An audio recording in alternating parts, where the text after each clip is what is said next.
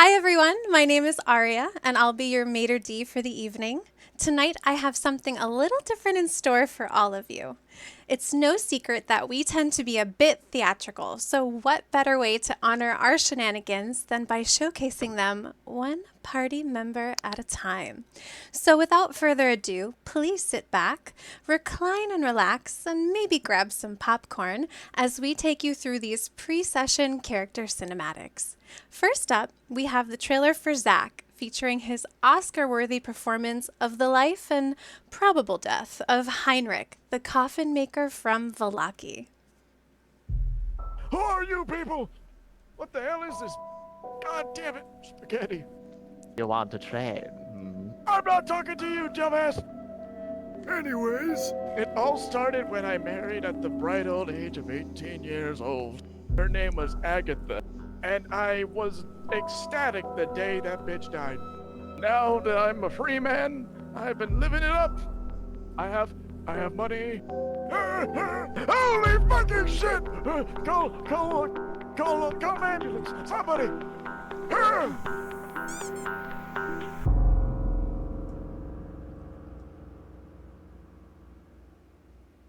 And the Oscar goes to Zack.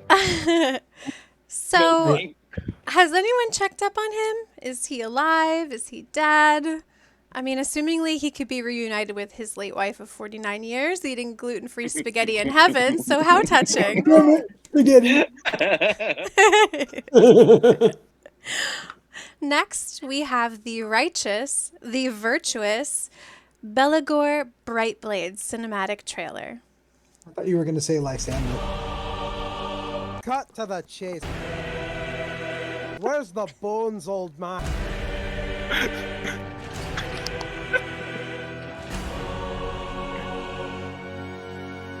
You're on borrowed time, my friend. Get on your knees. Clasp your holy symbol. Say the Morning Lord's Prayer 15 times. Even the best of souls can be driven to atrocities. If you won't do it, I will.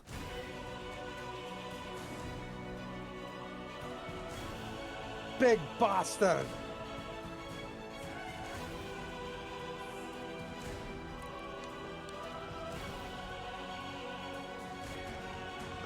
My name is Beligor Brightblade. Me and my brothers are here to kill Strahd. Ooh, Yay! Beligor, I got the shivers. What did you think of yourself? I have no context for the big bastard comment, actually. I don't remember what that was. After combing through hours and hours of footage, I can honestly tell you I don't remember either. The next dose of chaos is the one that you both want and crave, Anya Lioncrest. Hey.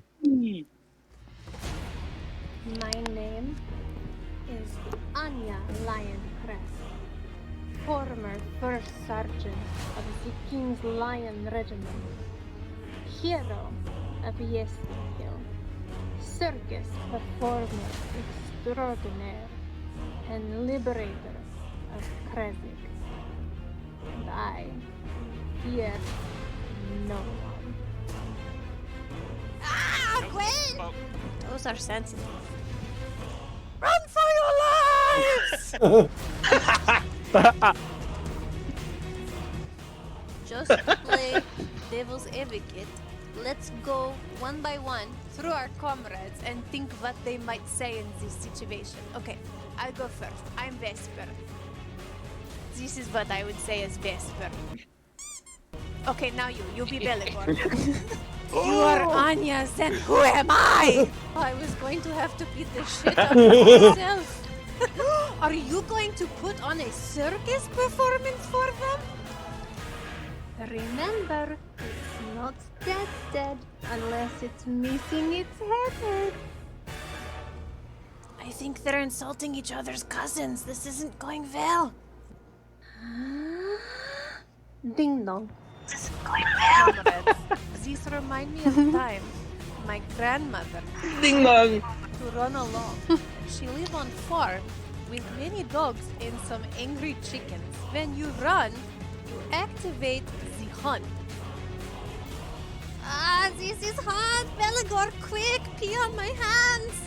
Huh? What? Whoa, not feel better at all. Belagor, you're very dehydrated. Give us warm. The rocks are warm. My babushka, she lied to me.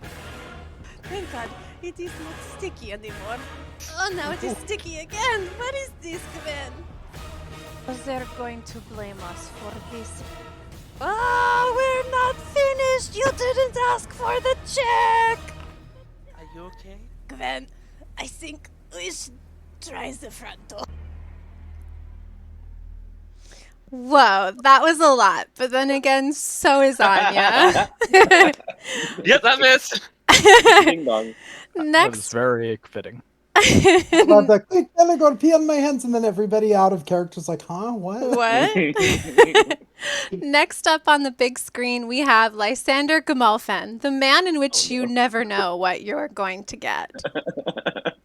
The decade of psychotic. What? I'd love a smoothie just about now. Just 2 minutes, just a quick rest, Vespa, it's fine. Shut up! Well, the only way out through, as they say.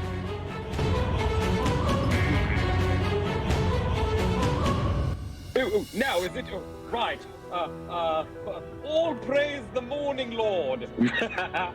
Oh, come on, man. After all we've been through. Hell yeah. Get the fuck out of here. I mean, let's get the hell out of here.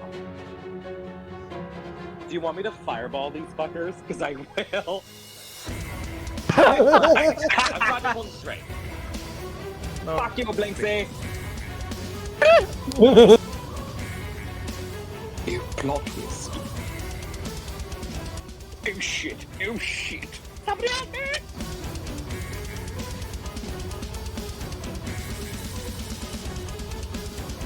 Mazda, not so fast! My legs can't keep up.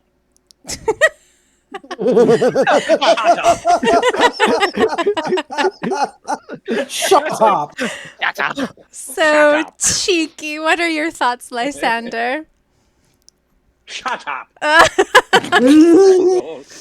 And next, for a man we all think says nothing, this trailer proves us all wrong. He's said roughly 10 sentences since the beginning of this adventure. Here is Vesper's trailer. I need y'all to trust me. Let me start by saying there were things I wish to hold on to. We go together, plain and simple. I have an idea. Maybe we shouldn't have killed the vampires. We've made it this far. Come on, haul ass just a little bit further. And if you fall, you die. As for the crew, most of them just saw it as what it was. But I knew I have to kill animals, not people. Just draw back full speed and nail it right between the eyes. Man's gotta eat. Treasure. I think everyone deserves a little bit. I didn't step on the ship for riches. I stepped on it for adventure. And I'm not quite ready for this one to be over yet. So as they said, The name's Vesper, from the land of Eberron. Yay! Wow! Yay! Sebastian! I mean Vesper, you're a star. And I like how for the man. Go ahead. I was gonna say I like how for the man who like doesn't talk like hardly ever, he has like one of the best quotes of the entire campaign. He does have I some have juicy to kill ones. animals. I know. That wasn't even what I was talking about, but that's a good one too. The haul ass got me. Yeah, Right. I had to chop that up pretty hard to get that beautiful nugget there. But last and certainly not least, especially when it comes to the dramatics regarding Cedric, we have Gwendolyn Fawn. Excuse me? made me feel something. The only person who cared about me. You understand nothing.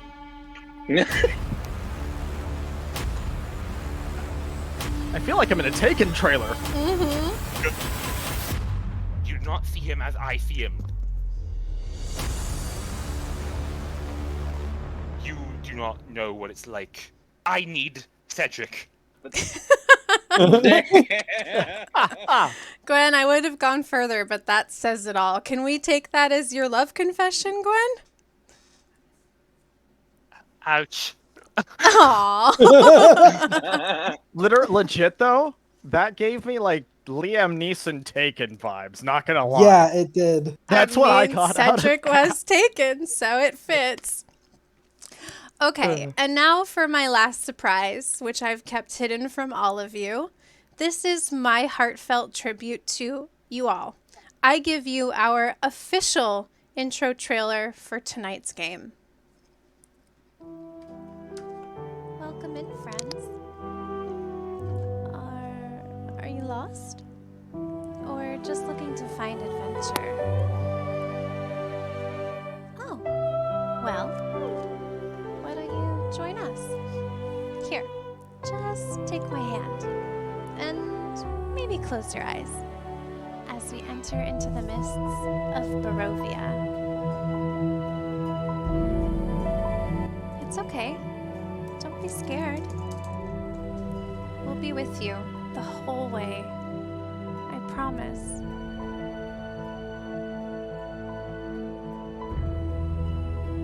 Do you sense that?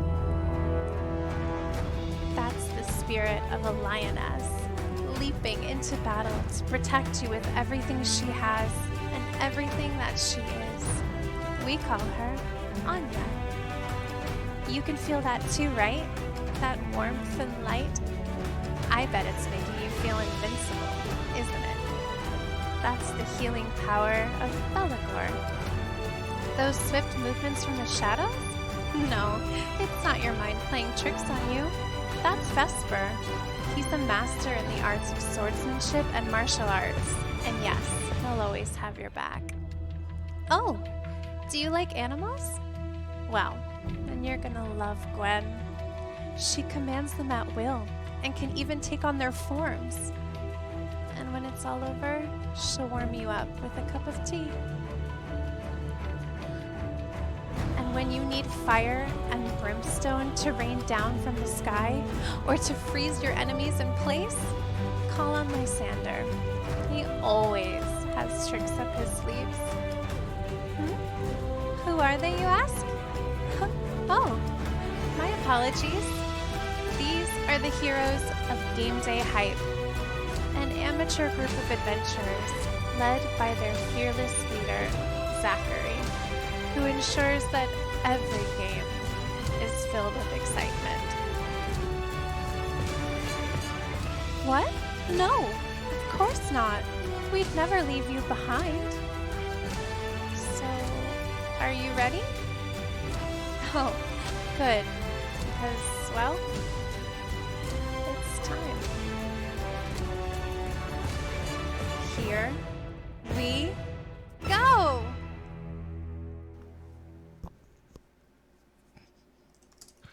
That was beautiful. Oh my god. Yeah, oh my god.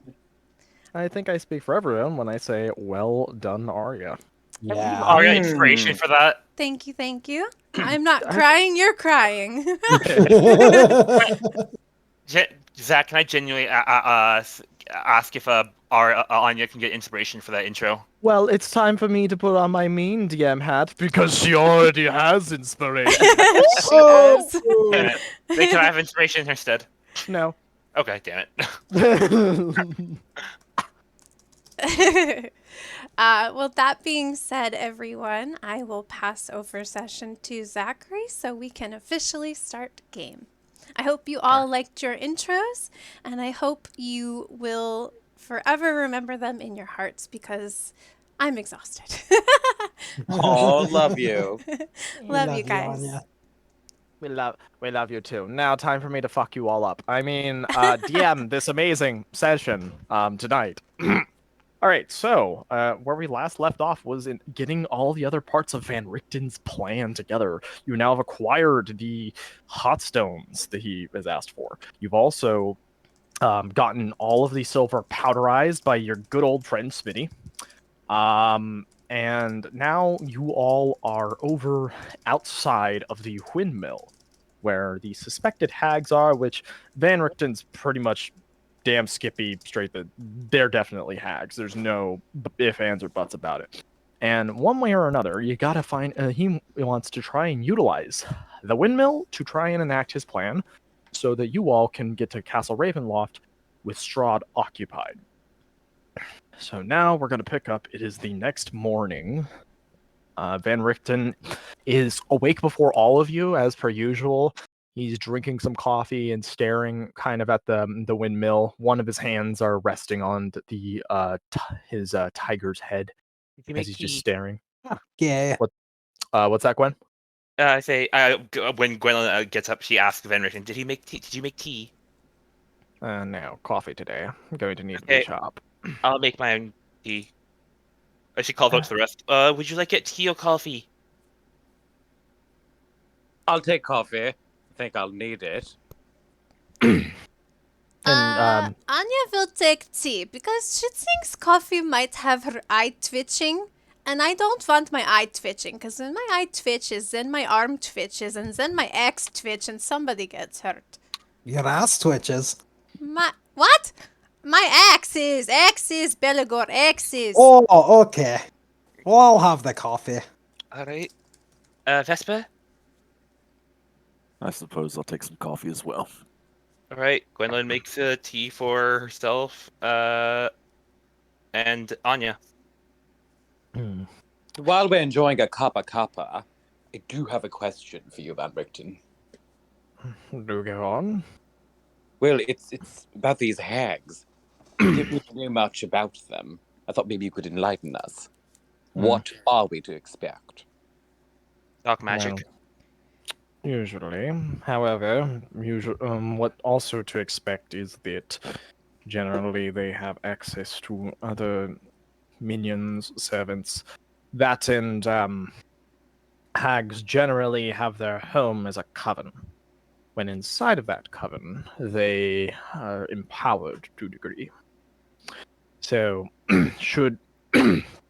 so sorry. But if we do fight them in the coven, aka I would assume it's the windmill, we will have our work cut out for us. I have a question. Well, let me finish first, and then I'll take it. Thing is that from what I can tell, we would have two options. We can try and speak to the beasts, or we can try and get in a more formidable position to try and take them out. Now, Belagor, what is your question? As he says as he takes a step. Does the building have to be intact for us to use it? Yes, that's the entire point. Well, that's unfortunate. I was gonna suggest we just lock them inside and burn the whole thing down. Yes. Well, the only reason we're even here is for the windmill in the first place. You suggested we talk to the hags? It's not my first suggestion. I would prefer to be rid of them. No, Hags that. Hags the deal makers. They will try to bargain. I understand that, Gwen, but Van Richten seems quite gung-ho about killing these hags, and he mentioned this before as well. Why? I was not advocating for negotiation. I simply want to know why. Well, seems the coffee is working in a little bit early. He says as he stands up, leans on his cane. From what I can tell, at least, they're also responsible for the trading of dream pastries. Now, it's a bit of a double-edged sword killing them. I assume that you all know that I, as a monster hunter, would be happy to dispatch them. It is my occupation, after all. However, I understand the ramifications of taking away dream pastries entirely, if you understand. It's if they have that magical addictiveness to them, chances are once the source is cut out, those who still suffer that addiction are going to be none too pleased. They, being pleased and most of them driven to some level of madness once they can no longer get their next hit, if you will. You need to be, in order to get off of addiction of magical substances, you have to ease them off of it. So, that's why negotiations is on the table, but all things said, I would rather just kill them. We also have to take into account that whatever strength we expend on these hags is strength we won't have to deal with Castle Ravenloft. That is another possibility. Well, these hags' pies came in handy once before, with, not having to fight our way through Krezik to reclaim it. So it might make sense to try to enter and be diplomatic first before we come to arms. You never know. What, like strike a bargain? Perhaps. Maybe the pies will come in handy later, or these women have lived here a long time. They might be ripe with information that they might be willing to share with us in exchange for their lives. That alone will not work. Hags are capable creatures. They might think that they can take us on. Well, maybe we have to think of something that makes it worth their while to evacuate for a few days, let us use their space. Oh, sorry. One sec. I accidentally... There we go. Hags deal in misery. They love to inflict it, they love to cultivate it, to reap it. Sow it, and they love to reap it. If we do make a deal with the hags, rest assured it's going to make somebody very unhappy. Well, maybe they will just be nice to us because we bought all their pies. I will say this much. I have spoken my own stance on this, but in the end, for the purposes of this, as long as we are able to utilize the windmill, I am satisfied. So whatever your group decides is the best course of action, whether I am 100% on board or not, I will support it.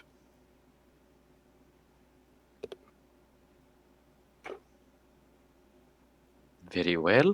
My personal opinion, I will again support whatever option we take. My personal choice is to take him out. It's I would very like to- unlike you, Gwen.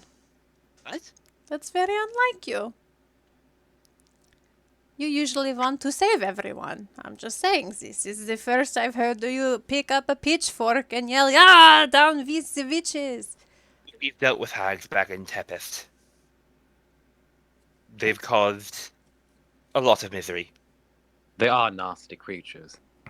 I would like to reiterate that I would prefer to take the peaceful option. Normally, I'm all for destroying monsters like this, but we also have to consider that we don't know what we're going to find in Castle Ravenloft, and we probably won't have a chance to recover our strength before we have to dart over there. Would you like some DM information just game-wise in terms of traveling to Castle Ravenloft, everybody? No! Great. The most you would be able to get on the way to Castle Ravenloft is a short rest, no long rest. Yeah. So I will say that is definitely a thing, because it's 8 hours of uninterrupted rest and sleep. So yeah, And I'm that's guessing Van Richten's distraction has a time limit. So what was that, Vesper? I said so I would be fine, but they would be screwed. Yeah, because you're what are you again? Monk. Oh, is that a monk feature? monks regain a lot of their shit on short rest. Oh yeah, that's right, because a lot of the points. Yeah, that makes sense. I get some too with short rest, but not much. But I've got some recovery. I get back nothing.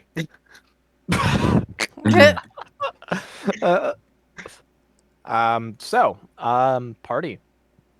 What is the game plan? I mean, I think we should play it by ear and Yeah. see how it goes, and then maybe we should have like a signal or something in case stuff starts to get hairy, and maybe we could use the element of surprise. What is a signal? Caw-caw! Caw! Van Richten pinches the bridge of his nose. Totally about- inconspicuous. How about Raven Feather? What? As in the phrase? Yes, Raven Feather. Sure. How about this? You all will be the ones that engage with the hags. I'll find an advantageous position for myself.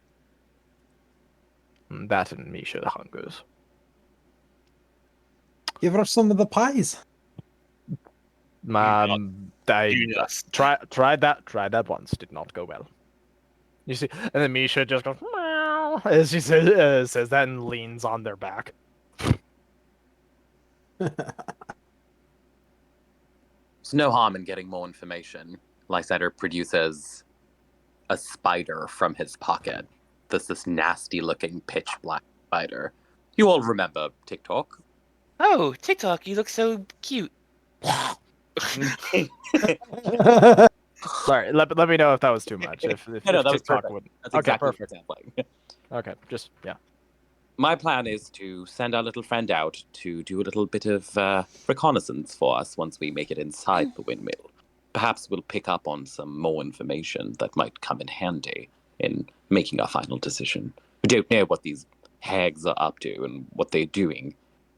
Could be something insidious, something dark, something nasty and evil. Like Well, that spider. Delicious. Well, considering that this hag apparently already took 2 children and and turned them into hags. Made hags out of them. Probably, yes. What? What? Well, you remember how Van Richten told us about the pies and about the two people who sold their firstborns? Oh, God. And I told you how hags are made, yes? So You think there's is some that sort of why there's child trade 3 of happening? them? Yes. When a hag wants to create another hag, they steal a child and consume it. When that child is consumed, they give birth to a single child who looks normal until their 14th birthday, in which they turn into a hag. And then you just hear Van Richten just says, "Bingo." I will Hence the not be reason- party to child cannibalism.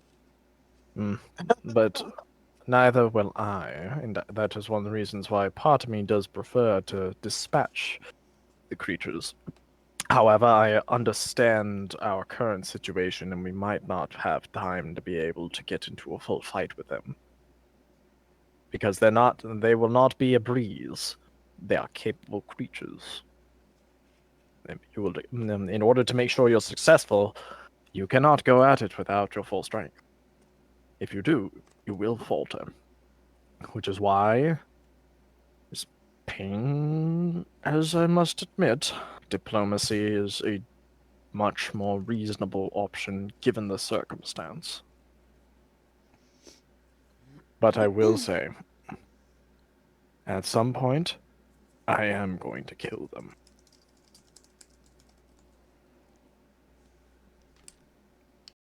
There's a matter of take them out now, or perhaps get into an insidious bargain with them. Well, you tell me a way to be able to dispatch them without losing most of our strength. And unfortunately, we need this windmill, and the time will be ticking. What do you know of their abilities and what they can do specifically? Their magic is much stronger when inside that conclave. Right. Spell range from... Which is magic is strongest in 3s, and there are 3 hags. Correct, that as well. And we anticipate that all three will be there. I see no reason for them not to be, but we might get lucky. I think they use magic very similar to a mixture of the magic I would use and the magic you would use, Lysander. Interesting. That's not incorrect. So perhaps it would be more advantageous for us if there were only two of them. I was just saying we assassinate a witch, a hag.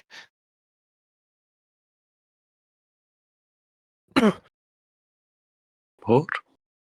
You said there are only two of them. Are you suggesting we assassinate a hag? I don't know. I'm just saying.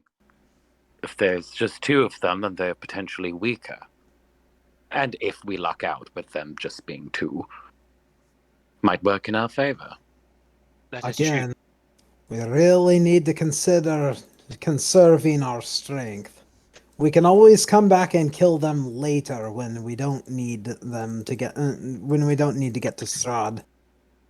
That is true, but also consider what they can do in that time.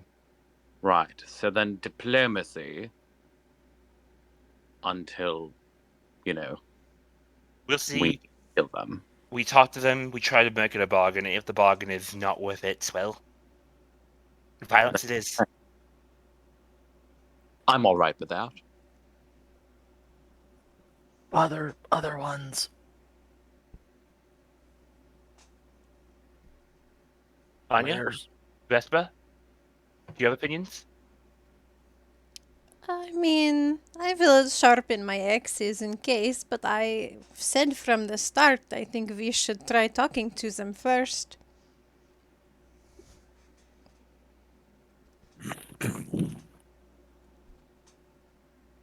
No opinion, Vespa? I mean, that's really the best way we can go about it. Try to work it out for now. Handle it later. Very well. It seems we should try diplomacy first, violence second. Very well. We have a plan. All right. Van Richten is going to chill back when you all do go. But he is basically in a position to where he's going to try to aid you should the opportunity come. Lysander, are you still wanting to use Spider Talk? Sorry? Spider Talk. Yes. I'm still going to send him out to spy when we're there. Just to explore and see. Not gonna lie, when you So the plan to send it ahead of the party or to have that around while? Have it around, in his pocket, and then when they're there and talking to the hags, or one of the hags, or both of the hags, or three of them, he'll kind of dispatch the spider to explore the windmill and see if it picks up on anything. It's just sus. Okay. All right. In that case, I have the token on standby. Gonna move you all to the map. And let me go ahead and play the music. Play that funky music, white boy. Oh. Question before we get into this. Do I need to take a long rest? Because I'm still very much damaged. Yeah, you should have got a long rest last session. He wasn't here for the last two sessions, Mead. I didn't press the long rest on accident. Go ahead and press the long rest. Make sure that the temp HP is taken away. Yep. Yeah. And we're not there yet, right? So I can wait before I cast Mage Armor? If you want, yeah. But keep in mind, Mage Armor lasts 8 hours. Okay, so I could cast it now and it would still be effective in case things get hairy? Oh, yeah. Okay, I'm going to do that as soon as I stop loading. Unless it takes 8 hours to talk to the hags before they attack us. Yes, we must converse for 9 hours. Let me know. I'm still waiting for Mia to get there, then I'll unpause it. Also, music volume okay for everybody? Yeah. Cool. Let me know when you're on the map, Mia. I will. I'm sorry. I fixed my resolution and it's still being slow. All good. Okay, Do you 100%? play on the potato? Yeah. I'm there. Okay. Here, so I'm gonna unpause it.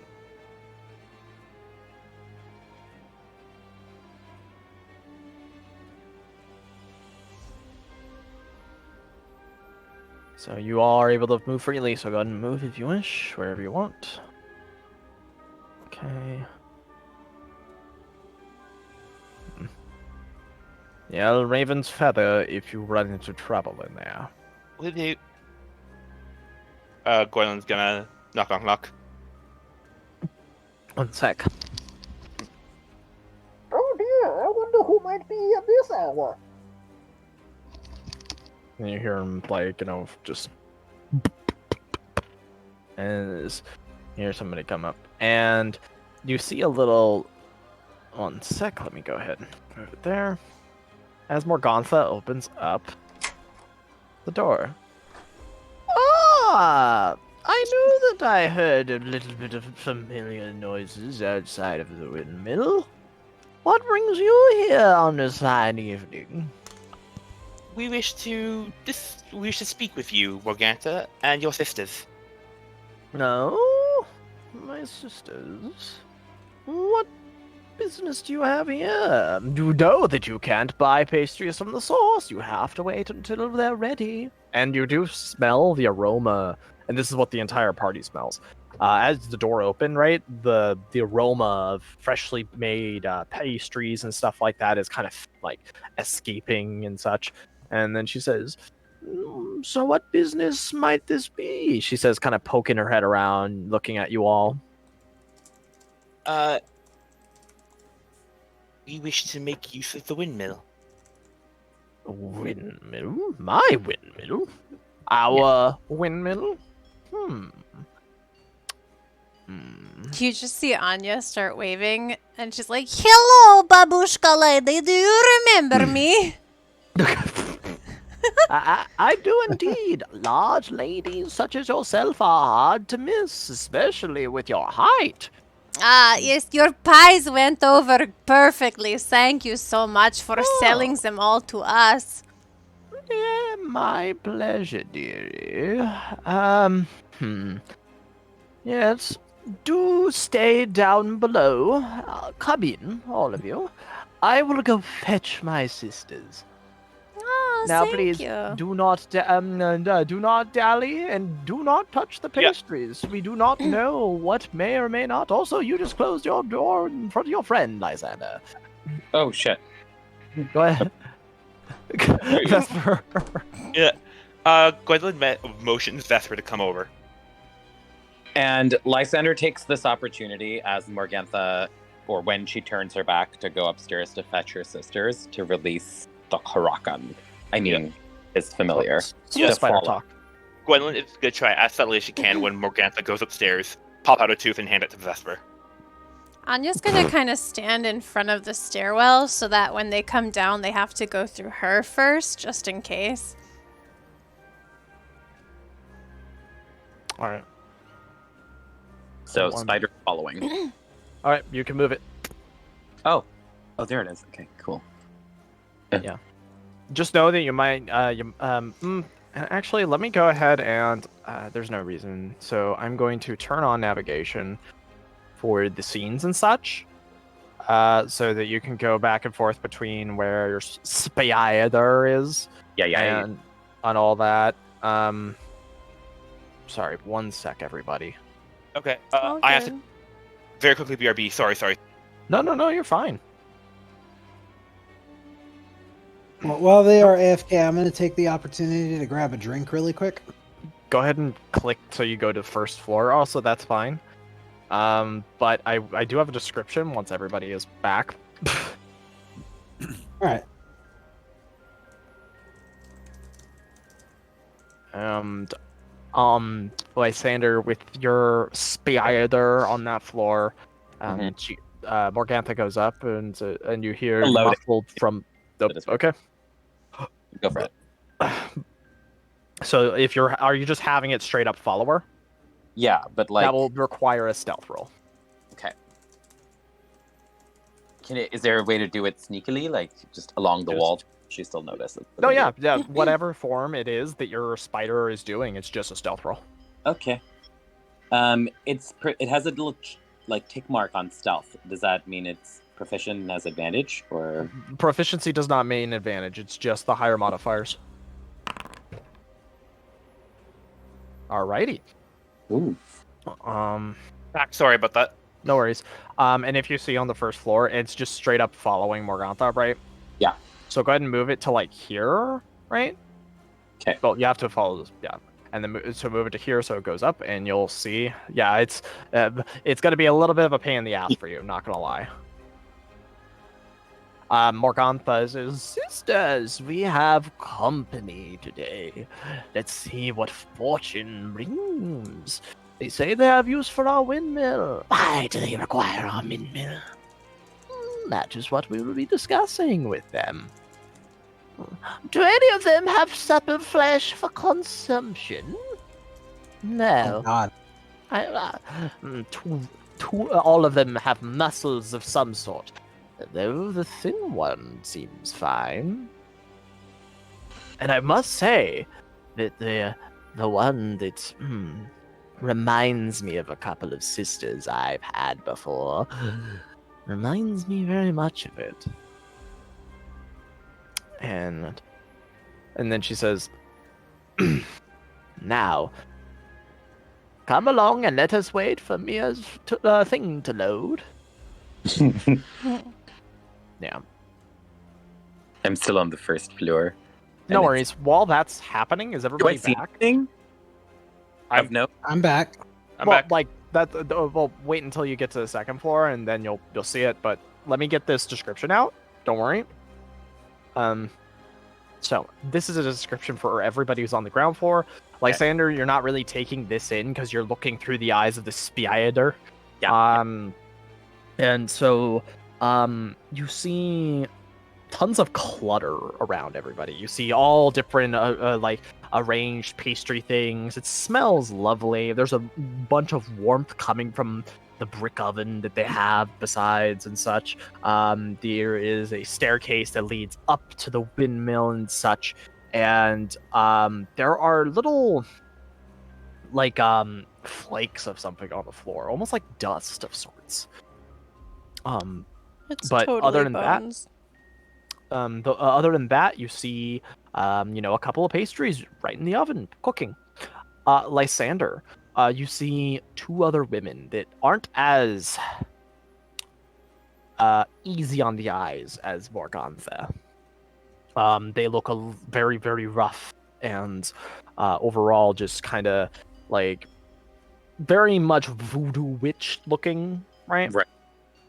And this is the bedroom, so there is and they're very like, let's see, and there are 3 crates stacked atop one another with small doors set into them. Next to the closet is a heap of discarded clothing. A ladder climbs to a wooden trap door, so it seems like they have an attic of sorts.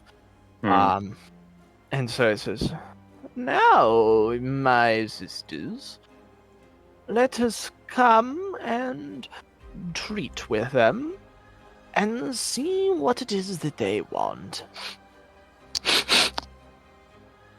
What is it? What do you smell, sister?" Oh, God. One of them is very young. I think they are indeed, but past the point of us being able to utilize them, sisters. Shame. And they all start coming down the stairs.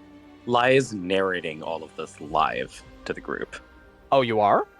Well, I mean, not very loud, but he's like... And are you having them having Spider Talk follow? Yeah. Okay, cool. Sorry, they're all kind of bundled because it's a bit of a cramped map. Sorry. So go ahead and move yourself back. And 1, 2, 3. And they are all coming down, and they do notice you, Anya. Also, I'm gonna go ahead. Are you able to? It should be on the same spot. So if you just click and drag it, do you want me to like? I'm gonna kind of just make it invisible so it's not taking up space. But I'm assuming you have it crawl over to like your pocket or some such. Yeah. All right, go ahead and move it here if you can. I can't. They're all bundled on top of each other. One sec. Anya, are you going to move out of the way for them, or do you kind of purposely block them? she's kind of purposely blocking them, but like acting aloof about it. Like she's just kind of leaning against the stairs, like watching them walk down. Yeah, no worries. All right, I made it invisible, so now you don't need to worry about it. Perfect. Thank you. Yeah, no problem. And so it says, sweetie, we do need to get past so we can speak with you all. Oh, sorry, the room is very cramped. But we can all hear you from there, I think. No? Can you guys hear them? One of the other ones whispers and says, Sister, I do not like this. I think it would be in everybody's interest if you just stood over next to your companions. Would it be easier for all of us if we simply spoke outside? That way it was not so cramped. Ah, that is a good idea, Gwendolyn. You see Morgantha's face change a little bit. And she says, no, I don't think that will work at all.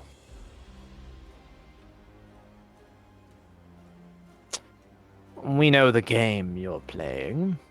That and... One of them looks over at you, Lysander. Interesting to try sneak magic in a coven. What? What?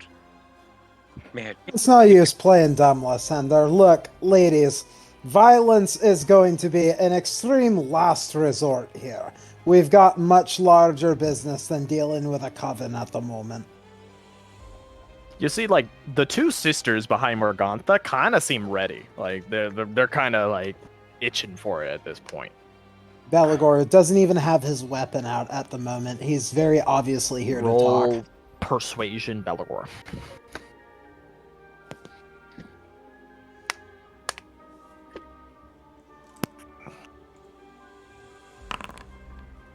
Oh no. Then tell your ally to step aside, please, so we can discuss this.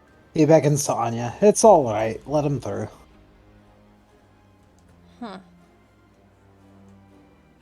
She just kind of gently shifts her body weight, just enough so they can get by, but like barely. Why did I make a poppy noise?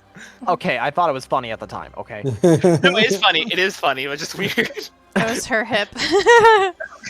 Oh! Anthrax! Oh! No, I don't know why that word came to mind. Just anthrax, you need it. So as they all step forward, it says, so, obviously, you don't wish to fight, but you're very prepared for it. So, I would love to hear what it is that you actually want and need. What we want and need is the use of your windmill, and we're prepared to bargain for it. This is folly, sister. And Morgantha raises a hand.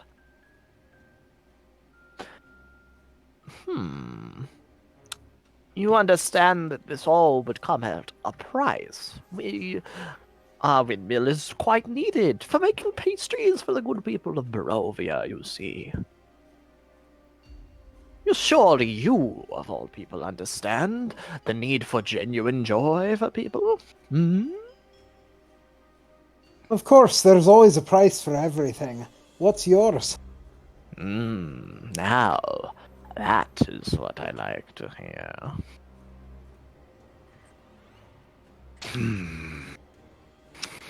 And one of the other ones walk over and pick from a barrel, looks like a gnarled bone, and starts gnawing at it.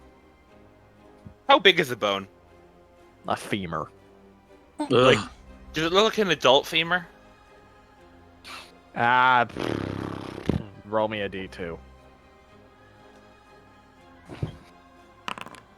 Yes, it's an adult. Okay.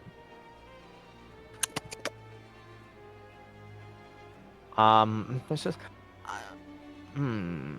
my price would be that you are needing to do something for us. That, and we need to know why it is you need our windmill. I need to know what it is that I'm signing up for before I even think about giving terms for such a thing. Surely you understand. Yes, all of you. Morgantha's hand gently touches Gwen's shoulder. And then, like, tenses up, like, ugh. Well, you see, we need to distract Strahd so we can raid Castle Ravenloft. Strahd. Dangerous game you would be playing. And yet it is a game that he, as well as us, are all embroiled in. We provide entertainment, you see. Ah, I see. So you are the ones that have kept his interest. We've been noticing a little bit of interesting dynamics within the castle as of late, including seeing you all there for dinner. Ah, so you do have your eyes and ears there. Yes. You've been watching for a while. Oh, most definitely, sweetheart. And she says, and she kind of pinches your cheek gently, not like a hard one, like a grandmother would. You know? What Yeah, I mean? Gwendolyn is still like cringing a bit. It's like tense. So, you require this, and so I assume that you need him distracted because you're going to do something that he doesn't like. Why else would we distract him? Barovia is a strange place. Everybody has their own methods and other things, of course. Not wrong. Also, ignore the sniffle. That's not part of the character. I'm just congested. No, I'm taking that as in character. Okay. And so, oh, Lysander? No, all good. Okay. So tell me, everyone, you wish to... Where is it that this will take you? I assume that if it's something that he doesn't want, it's one of two places. The village of Barovia, or Castle Ravenloft itself. I think my companion already answered that question for you. Not to my satisfaction, dearie. He I said did. Castle I said Castle Ravenloft. Ravenloft. Maybe you weren't listening. I think I need to know why and where in Castle Ravenloft, though. I don't think you I need to don't know agree all with of that, the no. details, no. Well, it was wonderful chat then. The catacombs. Gwendolyn! But surely there's something you want more than details. Oh no, contraire. Because this means that you can be of service to me. Go on. There's a way that I am able to understand and know things that go within Castle Ravenloft. Me and my sisters are quite of age, as you can see. So we have to have literally our eyes in there. You refer to a hag's eye. Yes, precisely. Oh, so it's a favor for a favor then. I think we can accommodate that. Hold on. Let us speak. We have our eye with one of the mongrel folk that is within the castle. Do you know of a Cyrus Bellevue? Isn't that the chef? The butler. Wasn't the butler the chef? Yep, you were both right. It was the butler and chef. I could never forget that chef. That dinner, the flavors. They will stay with me for my whole life. Oh yes, have you ever had one of his steaks? Yes. To die for. It was one of the most delicious things I've ever had in my entire life. Yes. So, I grow tired, sister. You will wait. I'm still talking with our possible newfound friends. They will help us. So I propose a pact. We already know that you don't exactly care for us the most. Your disposition and readiness to be able to fight says as much. But a give and take, I definitely think, is in order. We wish to utilize what we know, and for that, we require our eye to be returned to us. Fine, Sire Bellevue. Bring us the eye. Make a pact that you are willing to do so. And the windmill is yours to use for this ravishing distraction I'm sure you have. Question. What form does the hag's eye take? Is it a necklace? And then she says, I knew there was something familiar about you. She says, as almost like a very, very unsettling grin at you, Gwen.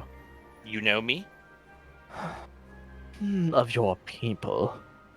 Tempest is, or used to be, a delicious vacation spot.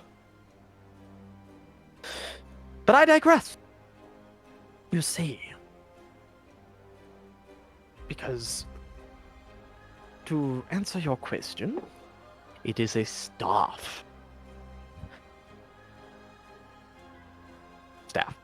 Yeah. Good to know. So, you will have to return that to us. So, you'll get to use our windmill to allow you to get into Castle Ravenloft. And we'll get our eye back. Does that sound agreeable? Belagor looks to the rest of the party and says, I see no problems here. Maybe quickly have a small huddle, if that is alright. You all can step out for that, then. Alright. Thank you. We'll be back shortly. Excuse us, pardon us. Sounds like the celestial creature of Jim Bob. What? Nothing. The celestial creature Jim Bob? No, Jim Bob the Solar? Ah! Are we missing something? No, that's everybody. Alright. So it sounds very simple on the surface, doesn't it? She gives us the windmill and we have to get Cyrus' staff. The question is Cyrus going to be willing to part with it? We also have to keep in mind, should we ask if there's a time frame for this? If they are not mentioning one, maybe we shouldn't bring it up, but if they are secretly harboring a time frame that they're gonna put back on our faces later, we should know that ahead of time. I would assume that they would want us to go get it when we are also going to get mission which I shall not name. I know, but I meant is there a time frame to return it? Because we might not run back this way. We might have to flee in a different direction. If they didn't present us with a time frame, then they can't hold us to one. That's rule 1 of bargaining. Okay, so we don't mention that then. It would be a good idea not to. I personally would have preferred that our other friend would be here to lend his advice. Misha! He is also by the cart if you want to walk over to him, if you guys want to have this huddle, not right outside their door, but next to the cart. So if you guys want to move over there, and if Lysander, you have a question, or if anybody has a question for Van Richten. Yeah, we need your advice. Lysander just breaks the situation down to Van Richten, and asks him what he thinks.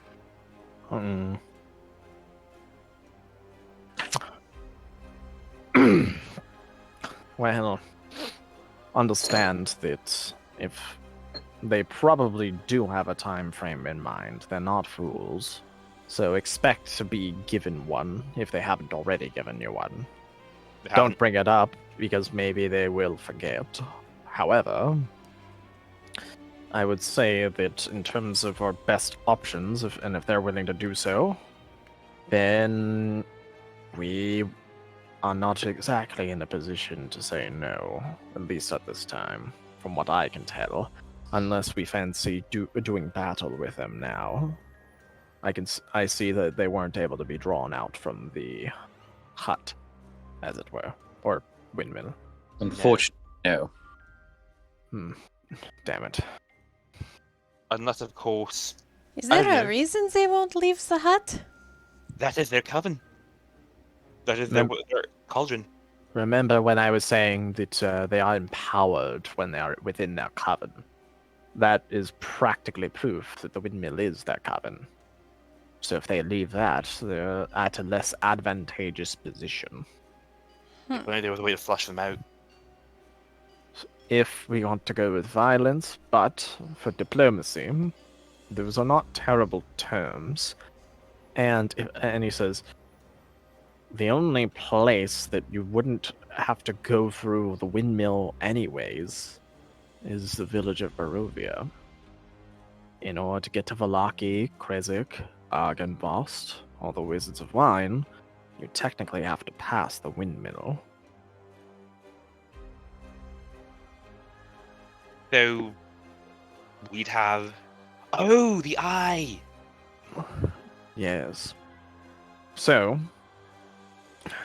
I am not entirely sure what the eye would gain for them, other than them having it once more. Sight. What? It would grant them sight, quite literally. And I don't think it's more of a simple, I can look at a certain direction. I think it's a more general, ephemeral sight. I am not following. Hag-gle is, of course, a thing crafted by Haven that lets them see. If it was it is also a binding of the three hags' power, the power of three. So chances are it has 2 points. One is to grant sight greater than what they themselves bear. I bet if you put it at the top of the windmill, they could see very far. And that's just physical sight. Who knows what else that Hag-gle can sense? I wonder how Strahd feels about them keeping up tabs on him with their little hag's eye, or if he is even aware. I think Strahd is very much aware. But the other thing is that, again, it is their covenant, their signal of the coven. So I suppose it is more like a catalyst, a focus of their power, of their magic. So we would be empowering them further. Possibly, yes.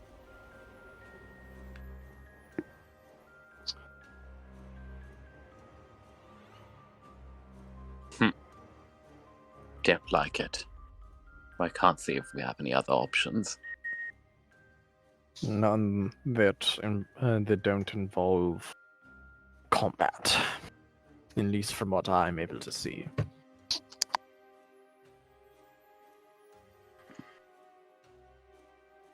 Well then, seems we have our answer.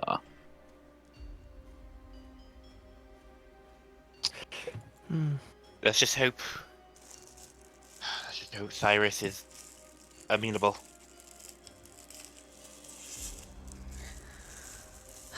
Well, that will be a problem for a different day.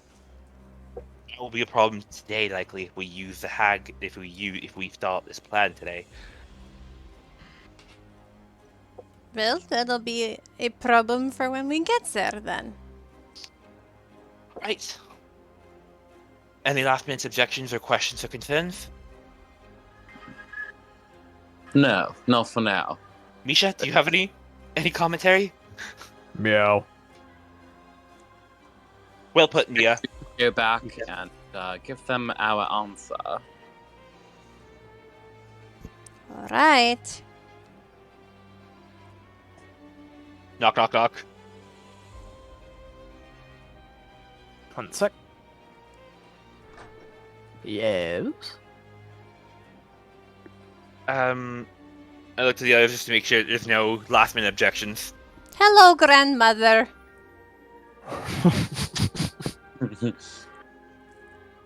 Do you remember us? Yes, I do. Oh, good. Okay. Well, Wait, not that bad. I don't know, Gwen. I'm trying to be polite. We have discussed amongst ourselves. And Beligor has something to tell you, and she shoves Beligor to the front. Oh, you're in my face. One square back, please. This one. There you go. We have decided to agree to your terms. I see. So all of you are in agreement to the pact of bringing back our eye. And I am not an unreasonable woman. I know that Castle Ravenloft is harsh. So I will say this. Bring forth our eye 2 days after leaving the castle. Oh, Within damn that it. time frame. That way, whatever it is that you are working on inside, you can see too. I know, I am quite gracious. Make it 4 and we have a deal. Roll persuasion. Oh. Oh. God damn it. Can I help him? How would you help? I say, with more time, it grants us a little more leniency in case, foul weather or foul beasts stop us. Then I would say the 2 sounds very generous. What might impede you so much? Well, chances are Strahd does not like us after what we are going to do. Chances are he will try to stop us.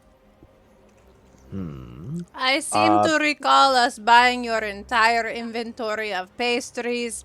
That has slowed us down because we have become so fat from being so happy with eating them. We need more time.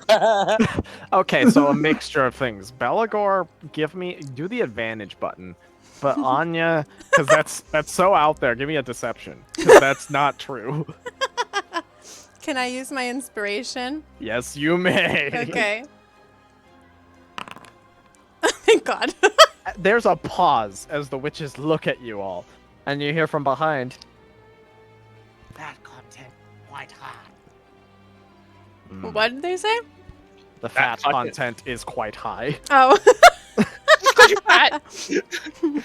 Not calling her fat, calling the pastries, the content in the pastries are fattening.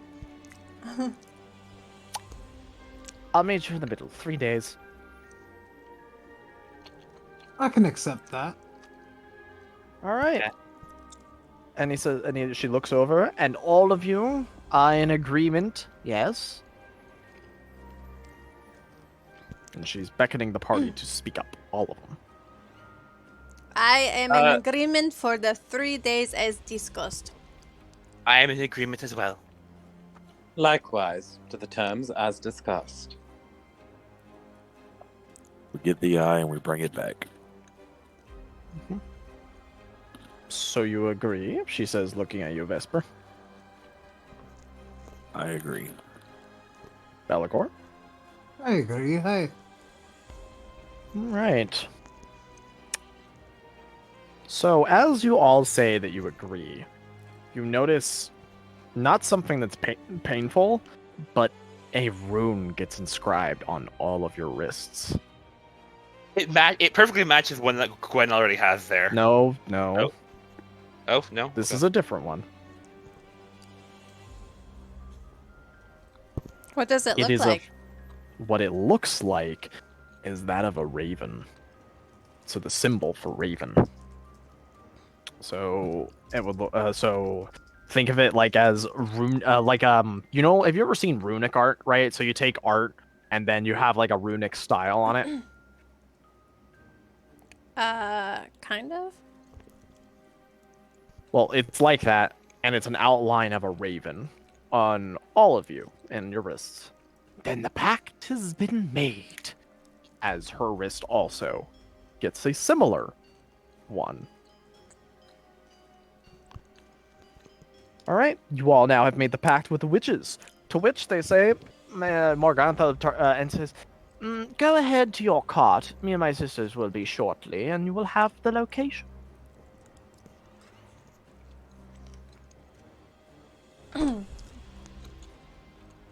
Gwendolyn's gonna go over to Vesper and take back her tooth. Well, does Vesper hand it over?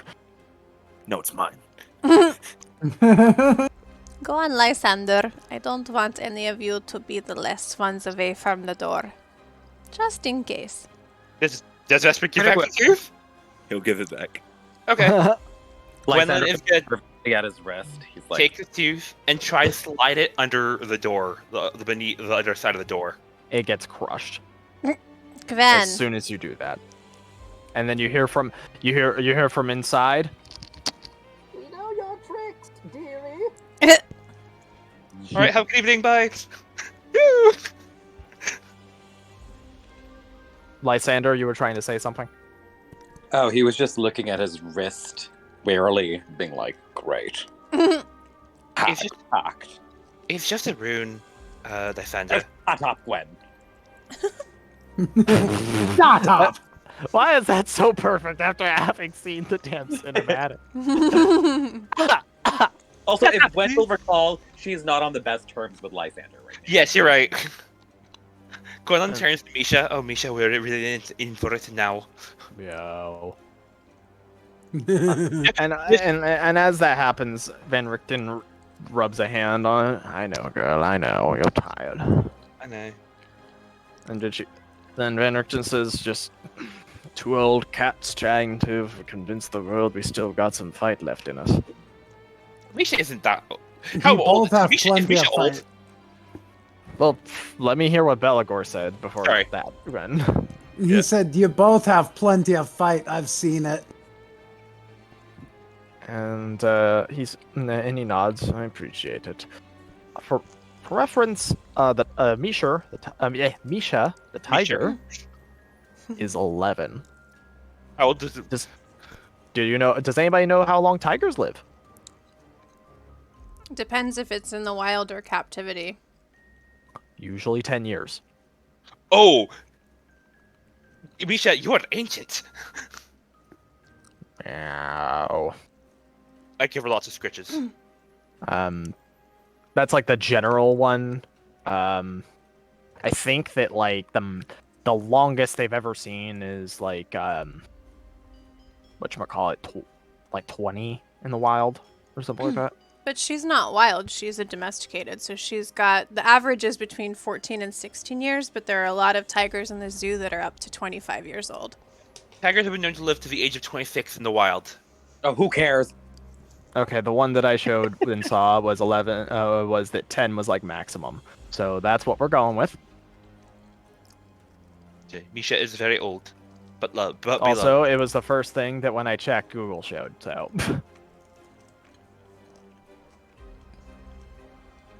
But anyways, whatchamacallit. So it's a while after, and so okay, but you guys all do have a second to talk and such, if you all wish. Well, so I assume once we have the hags, the sisters leave, we set straight to work. You do what you need, and then we make it for Ravenloft. Yes. That's the idea. Yes, we all party to child cannibalism, but like Belagor said, that's the idea. Yeah. Van Richten, what exactly are you going to do at the windmill? That's a good question. Well, I'll need the help of some of you once the hags have left it. We're going to coat the outside of the first floor with mud. Mud. I like mud. And he says, and, Anya, would you be a dear? My strength is failing me nowadays. Can you lift up the box, please? He says as he gestures. It's like right here. Like, Sure. She like reaches in and grabs it. and brings it and kind of just places it down, like right here in between the wheels. He hops off. He pulls out his water skin. He opens up like as soon as the box is opened up, a bunch of like condensed, really, really hot air comes out. What is that? He says, it's the rocks have been able to maintain their heat. And he takes out his water skin and he dribbles a couple of drops, and you immediately see it turn to steam, like as it makes contact. And he goes, perfect. Belagor, once the hags have left, I'm going to see to it that you get some water. Anya knows what you're doing. Anya, comrades. Anya has seen this before. The old men in the mercenary order, they go to this little shop in the city, right? That are run by these old little ladies with very strong hands, right?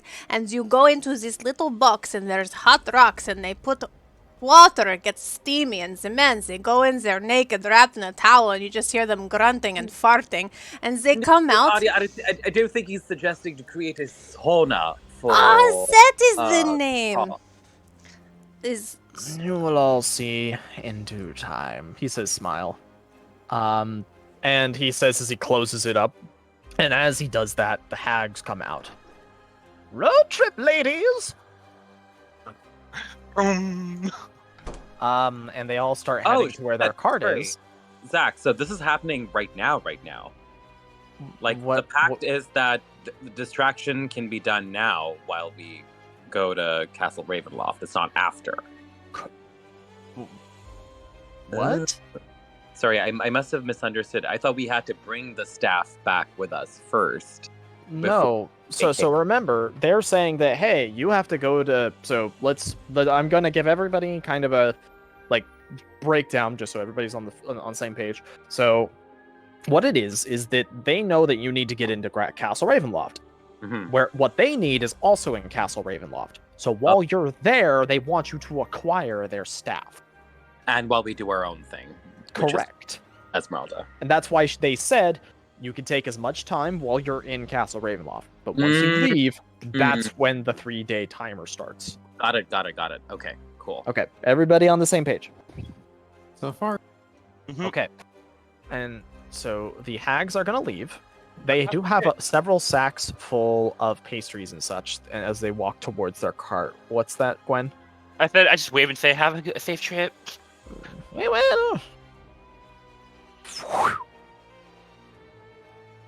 And Van Richten looks over and says, Vesper, Anya, do you two mind fetching buckets of water? I will do my best. And I'm going to say that it's not on the map, right? But but we're going to say that the well is here. And he says, I need about 10 large buckets, if you do not mind. There are probably buckets inside. Lysander. Yes. Do you have the ability to manipulate the ground itself? Indeed. Gwendolyn? Yes? Do you as well? Not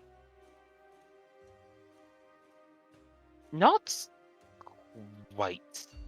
In that case, help Anya and Vesper with getting water. Belagor, as water is gotten, he says as he throws a giant sack over to you, you hear a bunch of shing, shing, shing, shing inside. And he says, get to making us our holy water. Yes? With pleasure. Now, Lysander, what I need is essentially to make it to where no air can escape from at least the bottom floor. I'll see what I can do about inside, but just focus on being able to cover the outside and make sure that all the seams and cracks are covered. Can you do this?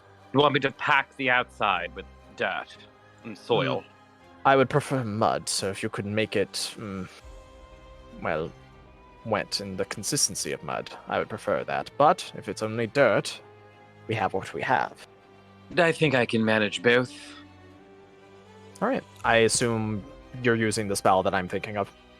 Yes. Okay. Go ahead and describe. Ah! I'm gonna do a bit of prestidigitation to soil, like patches of earth, first to get it like wet and muddy, and then I do mold earth to kind of shore up the cracks. Right.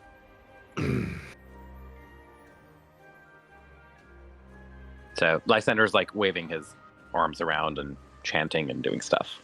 Gotcha. Belagor, what does it look like as you're making this holy water as it's being collected by Vesper and Anya? So Belagor is basically holding a hand over the water as he clutches his holy symbol. And as he prays to Lathander for his blessing, the water starts to bubble a little bit, like boiling, but it doesn't get hot. And then eventually it stills, and as it stills, it just seems clearer than it was before.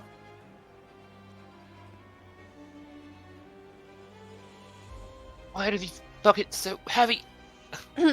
Anya's like carrying them without any issue, but like while she's walking back and forth, she'll be like, "So Vesper, tell me what it's like to sail on the ocean. Anya sees the ocean from home, but never on the ocean because, well, don't tell anyone, but Anya does not know how to swim. Is it scary? Have you seen monsters?"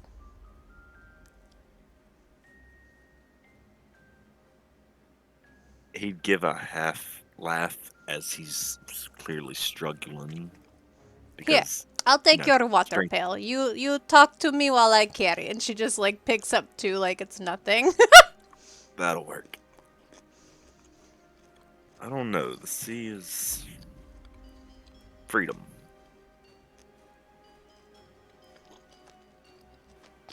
Think of it as your battlefield. FYI, I'm going to use the restroom real quick, so continue your RP and such. But be polite of others who are RPing and stuff. Do not jump in front of each other, but yeah. But I want to. No! Yeah, I'm going to do it. No! Okay, I'll be right back. But continue. I'll be right back. So you do battle on the water the way I do battle on land. At times. So what are you battling? Other people, monsters, each other, everything? Depends on the day. Ah. And how did you get into this line of work? It's what was available. Nothing else was available? But didn't you say you had a pretty rich upbringing? And at that, Vesper just shuts down. Hey! I'm not judging. I just want to know. Meanwhile, you guys see Lysander's spell take hold, and he raises his arms, and clumps of like wet earth just start like crawling up over the exterior walls of the windmill, and they start patching up any potential cracks that could like let in air. Alright, I'm back. And Welcome Van back. Van Richten at this point is starting to place some of the rocks in very specific areas. Keep also like kind of putting them, and he's doing this by like using a very specific set of tongs. As he's putting them there, and he says, "Well, things are coming along nicely." And he's gonna go over and shut the hatch that leads up to the second floor. And he's going to start using quick lime. And starts patching up the little creases. Come on, Vesper. I just want to hear about your adventures. You never answered me about the monsters. Are there sea monsters or are they fairy tales?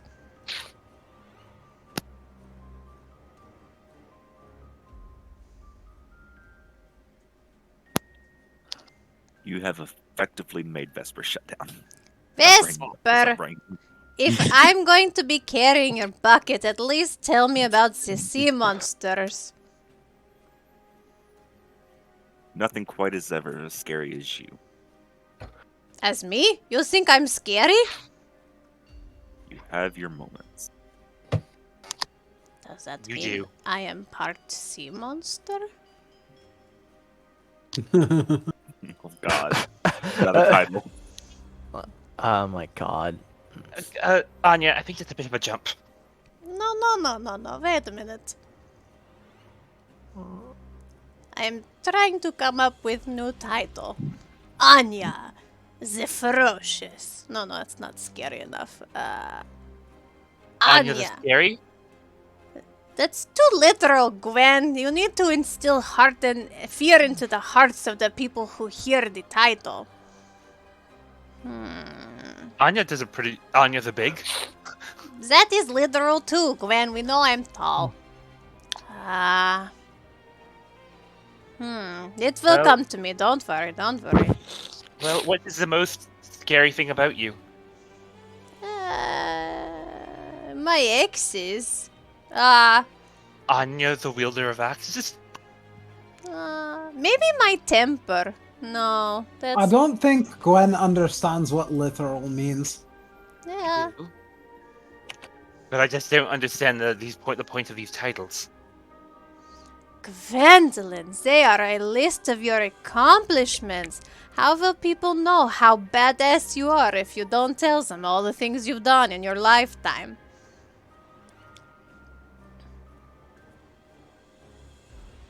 Wyland's like processing like a,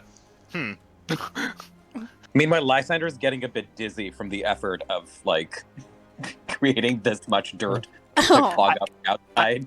I will say this much: you're almost completely done, Lysander. Like you're like the amount of work that you've been putting in, it's almost done. And also Anya and Vesper, by the amount of like trips that you've taken, like you guys are like pretty much good. You maybe have like 1 or 2 more things of water to put out. Lysander, you look tired. Shall I dump a bucket of water on you? Don't you dare! I just did my hair this morning. Okay. Would you like a cup of tea, Lysander? No, I would not. Oh, all right. And Van Richten says as he gets all of the rocks in positions all around the lower floor.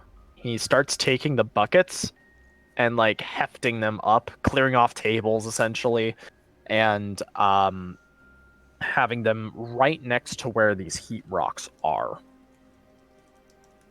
And he says, "Right. Now, and also, I'm gonna say that everybody is done with their tasks now. So, I'm still connected, right? Yep. Yes. Okay, perfect. So he kind of beckons everybody to come inside.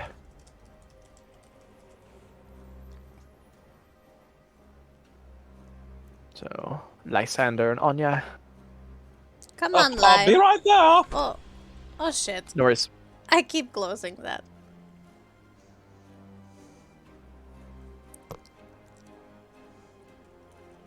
Fuck. Move. You're inside. Right. Now, here's what's going to happen. As he starts setting up a lot of these different trip wires. And all of them seem to be all centered around a chair. And he essentially just kind of positions everything. And then he takes one sip of his coffee and he takes a deep breath. I'm sorry, Right. I'll be right back. Oh, we'll say. No, I'm just kidding. I actually want to wait then. So. Oh, well, in that case, I'll just wait. Okay. So Van Richten then says, "We have all the things that are required for the plan now, from what I can tell. Since I will be the one directly here, there is a very good chance that I will die, considering Strahd actually wants me dead. So, he looks at Vesper. Hold this for me. If I do perish, give it to Esmeralda." He says as he hands a scroll over to you, Vesper.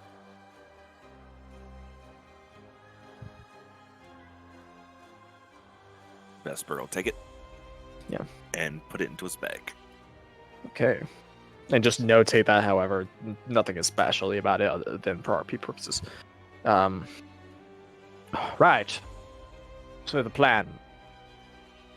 Where we're going to begin, Strahd, is by me using something I haven't used in a while. He pulls out what appears to be a horn of sorts. Back in the days of Strahd himself, he used to have his bannermen carry these large horns. It was like any other horn, except that it had the squaw of a raven come from it. It sounded very dreadful. Nobody has ever heard one of these in many years. Did you call it a squaw? I had no idea how else to describe it. The caw of a raven, maybe? No, squaw works better. Regardless, this will draw him out because he hasn't heard these in centuries. And once he realizes it's me, his interest would be completely piqued. Now, is there anything that must be done for any of you before we begin? Because once we start, the clock's ticking. Should we be outside and start moving now while you blow the horn? Will give us more time.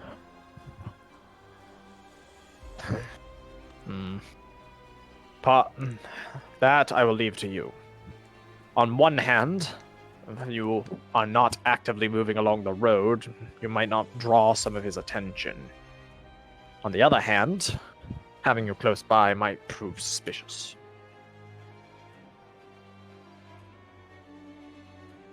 No, we should be heading out now. Was that Vesper?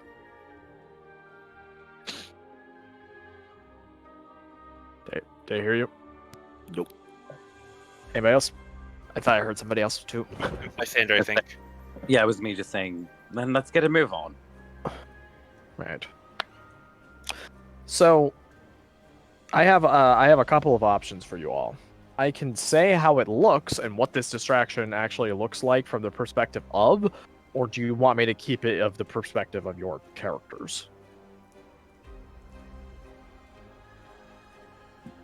As in, like, bigger perspective versus we see it go down on our way out? As in, if you guys are going to be leaving, right? Do you want me to describe what this all looks like from the perspective of Van Richten? Or would you prefer it be just secret and you not know? I think to be more immersive, secret. Yeah. Okay. Yeah. Because we can always ask him later if he survives, like what happened. Okay. I mean, I'd kind of like to know what this is going to look like. It's a lot of setup. Yeah, but then you can't do anything with it in character, because you wouldn't know Iceli. How about both? That way we know what's happening and we also know how to respond to it. What do you mean both? We won't know how both to as respond in- to it because we won't be there Iceli. That's true. All right, well, then I can pick Zach's brain about what we would have seen later. Yeah, we can find out what we would have seen if we stayed later after the game. Okay. Then Van Richten sends you off. Good luck, Van Richten. Good Yes. luck. Good luck. Try not to die. You will likely need it. Yes. And take Misha with you, but do not take her into the castle. Leave her to protect Drusilla. And you see Misha actually, like, she gets ready to, like, come out of the cart a bit, though. We should know. And like, as you say that, right? Misha looks in your direction and just kind of lets out a little. Sorry, Misha. And Van Richten yells, "Stay put. You will see me again." And very kind of poutily, she'll get back in the cart. Poor beast. Yeah. Who knows how to drive a cart? Anya picks up the reins. She's like, well, I don't, but there's a first time for everything. And she just goes, hiya! Oh no! Okay. One sec. Because I can't move it at the same time because this wagon moves, but I can't move it at the same time as your tokens, so it's fine. Anyways. Okay, now I'll be right back. Okay. You guys have a second to talk with each other as you are now riding with haste to Castle Ravenloft. Anya, watch out, speed bump. Oh, who puts that there? And like the whole cart goes flying over it. If you look back at what the speed bump was, it was a bear carcass. Oh. That's gory. Wait, Well, whose action and carcass? Bear. Oh, a bear carcass. I thought you said the Baron for a second. I'm like, wait a minute, what? Surprise! No. The Baron's instead of the same He time. got caught under the wheel and his our escape from Valaki happened. He finally tumbled out. Oh. Did you see that, comrades? That was the bear carcass I was telling you about. I guarantee if we stopped, we would have been ambushed. Well, Lucky for you, I'm driving, Van. Yes, I know. Pothole. Oh! I swear, these things are just forming on their own right in front of me. Look, everyone. As the cart bounces. We must take into account that despite Van Richten's distraction, I'm sure there's probably built-in defenses at Castle Ravenloft. It'll make it quite challenging to rescue Esmeralda. You're prepared. Yes. We should stay very vigilant. And also, I mean, I don't know for sure, but this castle looks huge from the outside, so it is probably easy to get lost. We must make sure we stay together. Indeed. No more set.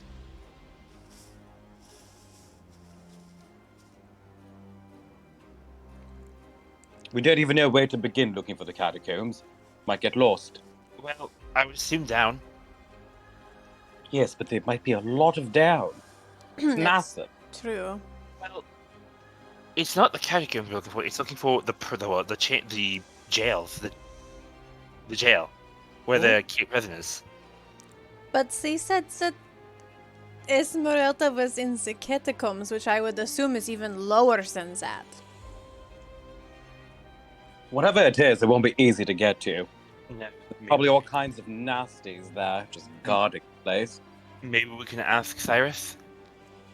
But we need to make sure not to, you know, do anything to his cover. If we're asking him, that's putting him at risk. Indeed. And then there's the matter of the Hag's eye, which I'm assuming is in Cyrus's possession, or at least he knows where. That's true. Vesper, I feel like that is going to be a job for you. Is our resident sneaky? What say you on this?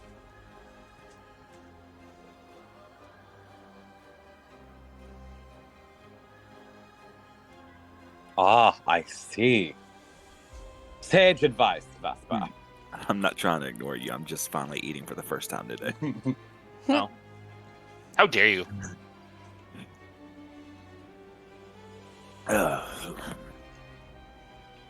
Sadly, I would have to agree with you. About what?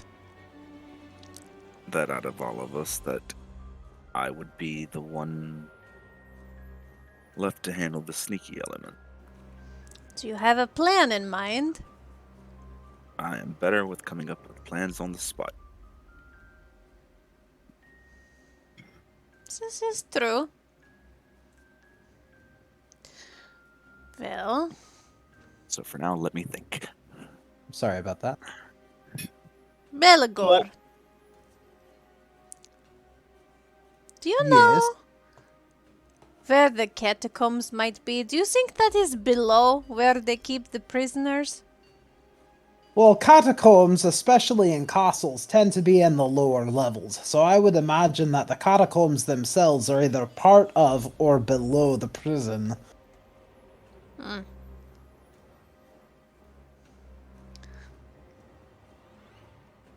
What I'm more concerned about is Cyrus. What if he's not amenable to our terms? What then? Do we just kill him? What if we can't even find Cyrus? Well, we don't have to kill him. It's not like he can stop us. Are we going in through the front gates, or are we trying to find a different way in? Well, our speaker's informant did give us the clue on how to get in. He did. He gave us instructions to hang a white flag.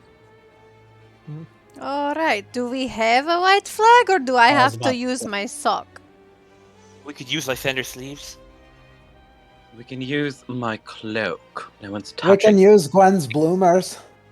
Beligor, you can't ask a woman for her bloomers. Like you even wear bloomers. We have three different possibilities of this. Lysander's white cloak, frickin' Gwen's bloomers, and Anya's sock. In all honesty, I think the cloak is probably the best idea. But won't Yeah, that what- be what the are- most what are- obvious? What if someone else sees the cloak flying in the wind? I don't think they'd bother much, especially this close to Castle Ravenloft. Hmm. These were Cyrus's instructions. I suggest we follow them to the letter. I don't disagree. I'm trying to think of the best item to use as a flag. Well, it needs to be visible. I'm concerned that if we used your sock, might not see. Does anyone have a handkerchief? Something that's maybe in between a cloak and a sock? Or bloomers? I'm not opposed to using my cloak. It's fine. Have a blanket. You have a white blanket. No, it's blue. Well then.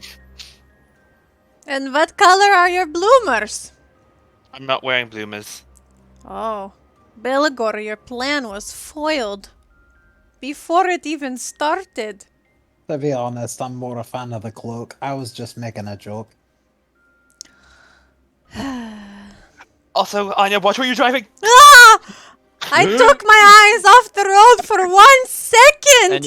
And you hear a fucking bump, and as you're going by, you just hear, You fucking asshole! Howdy, sir. Was that Heinrich? He's alive? I'm not Heinrich. But he didn't scream about spaghetti, so I don't know if that was really him. Maybe not.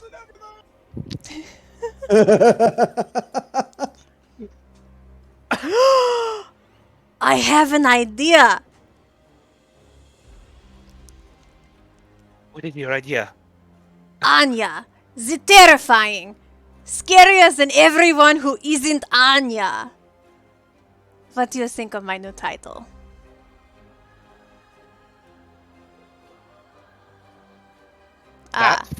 I see. It has struck fear into your heart. The damn road, Anya. Ah! I'm sorry, somebody walked in. What was the question? When Anya's not watching the road again. Anya's trying to think of new titles. Gwendolyn gets knocked out of the cart. Oh! Wait, for real? No.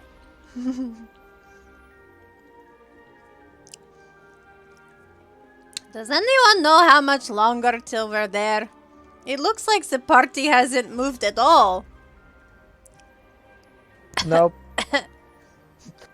I know. Which actually reminds me. Bless I you. need 2 1D100s on your way to Castle Oh Ravenloft. my god, Barovia map says gay. Okay, now it's guy. Guy. Guy. That happens quite often. It's Southern gay. Gay. Guy. 2 Guy. 1D100s, please. Anybody. I will take the first 2 that I see. I'll do one. Hey. Nothing along the road. Honest bad try. Everything was too scared to approach the road. Yeah. You hear like, gas, gas, gas. I'm gonna step on the gas. Somebody roll me a d12. I'll do it. We believe in you.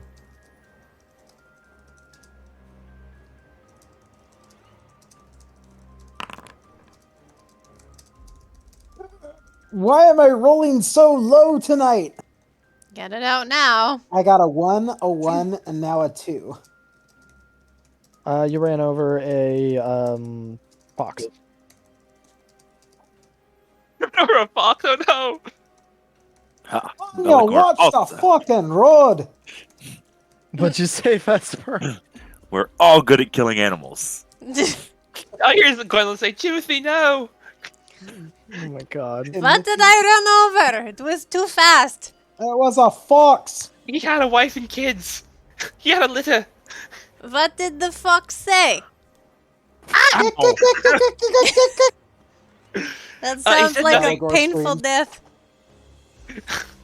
You ran him over with all four wheels. Wheels. So, Oh no. Alright, everybody. So, do you hang Lysander's white cloak on a tree outside? I thought you were going to ask if we hang Lysander. I was like, I'm considering it. Yeah, Lysander literally just like fucking floats his cloak up on a tree and like leaves it there to hang.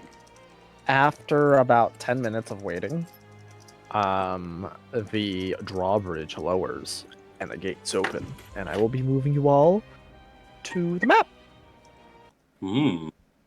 So give me a second. I also need to make sure something else is correctly set up before anything else transpires. And I will say this much. Everybody, make sure you're actually taking, stock of where you are stepping and such.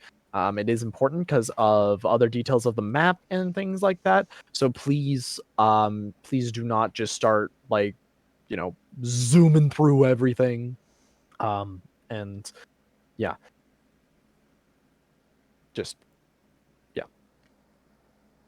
So, 1 sec, let me make sure. So zoom inside, got it. Yeah. You can if you want. Drive the cart right through the door. Single file, children. Anya and Belagor in the front, remember. Gwendolyn in the middle. Let me make sure that this is the one I want.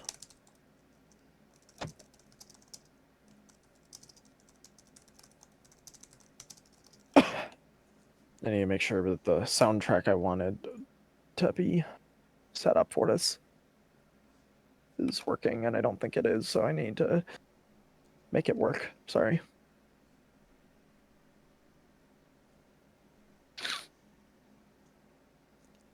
Bless you. There we go.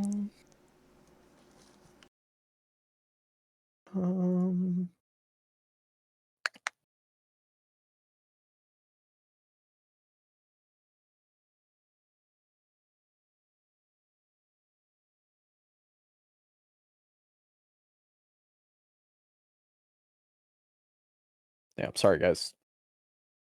All's forgiven. No worries. But in other news, Mia, were you able to load in just fine? Yep. Okay, perfect. Alright, music should be going. If not, give it a second, it will. Everybody, you are free to move as the gates and the drawbridge are now open. Okay, everybody. We know that Strahd likes to pull tricks, so stay together. Walk together. Watch where you're walking. Don't go through random doors. Unless Anya. the party is behind you. Gwen, Anya. you're the one who ran off last time. Yeah, just move through it. Don't actually touch the space of where that is. So, yeah, there you go. Has anything changed at all since our last visit here? Oh. Nope. Looks very much the same as Let's it was. hold with you. up and wait for everybody to catch up.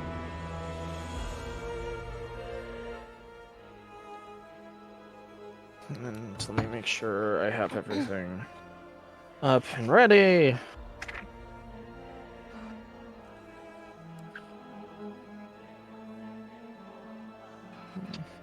Oh, this song is bitchin'. Thanks. Everything good on your end, Lysander, or is it just taking a while? I have nothing in my face. Oh, okay, cool. I just want to make sure that you're not disconnecting. No. We're good. All right, perfect.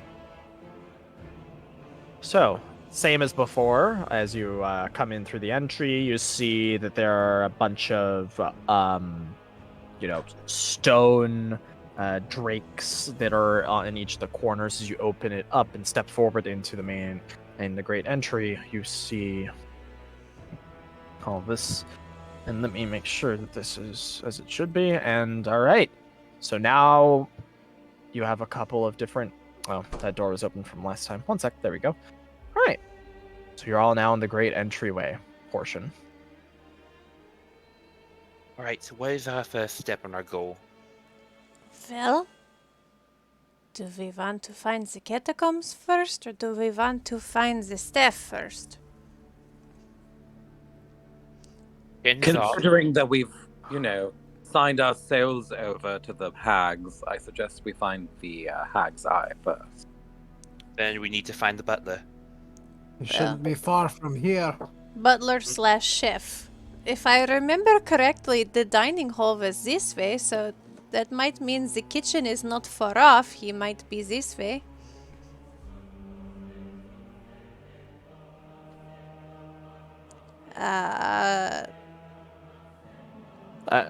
And remember that this is set up for you to dynamically immediately switch over, so make sure you're declaring where you're going as you're going there, so don't go into the stairs yet. So this way goes down. This goes up. I would imagine it's downstairs. The cap would be downstairs, but what about Cyrus? I've never seen a kitchen upstairs. Agreed. Let's go down for now. Okay, and once you actually get teleported and moved, please do not move your token. Just wait until everybody is there. Let me know when everybody is moved. Mia, I know it might take you a sec. Just move just to get off of Anya. Just chill there for now. Okay. It's not a race, so... No, it's because I'm on top of Anya. And I know, just give it a sec. Or is Anya on top of you?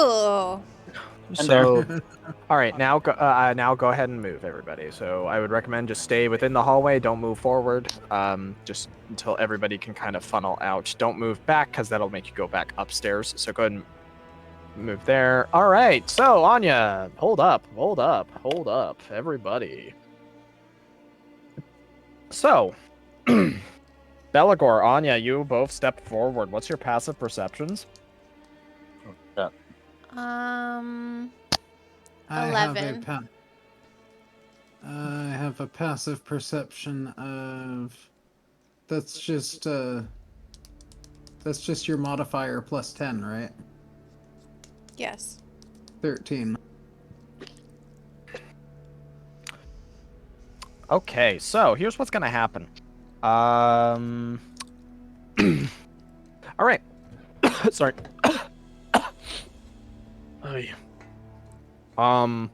So as you both step there and step forward, a click goes off. I need both of you to make me dexterity saves. Nobody move. I heard the click. I think you should be moving. That's not how that works. So, all right, both of you fail. So interesting thing is gonna happen. You hear several different clicks, and then by the sides of where the stone is, you hear chains, and they start pulling as the floor underneath them pulls up straight up. And for you two, you guys see Anya and Belagor disappear as they go straight up. As this massive slab comes up and they are going at extremely high speeds. Anya, Belagor, I am going to make it to where your tokens are invisible. Don't worry, this is all theater of the mind. As this happens, you are going up at a very, very quick speed. The best way I could describe this is that those scenes in movies where you're on top of where the actor's on top of an elevator and it's going up fast. That's what's happening. Oh boy. So, I need both of you. I'm going to start. So first off, So actually, I'm going to leave you two there. Actually, the tokens there because I need you. You two need to roll initiative because this is going to be timed based off of rounds, and you each get actions to try to attempt things while this is happening. You have 3 rounds. Anya, you are up first of what you want to do. It is going extremely fast. And can you describe, what do we see in terms of, what we're on? Think of it as if it's you're on top of, this sort of, and actually, let's see, does the description give a better idea? I'm trying to see if there's something I could just read off to you.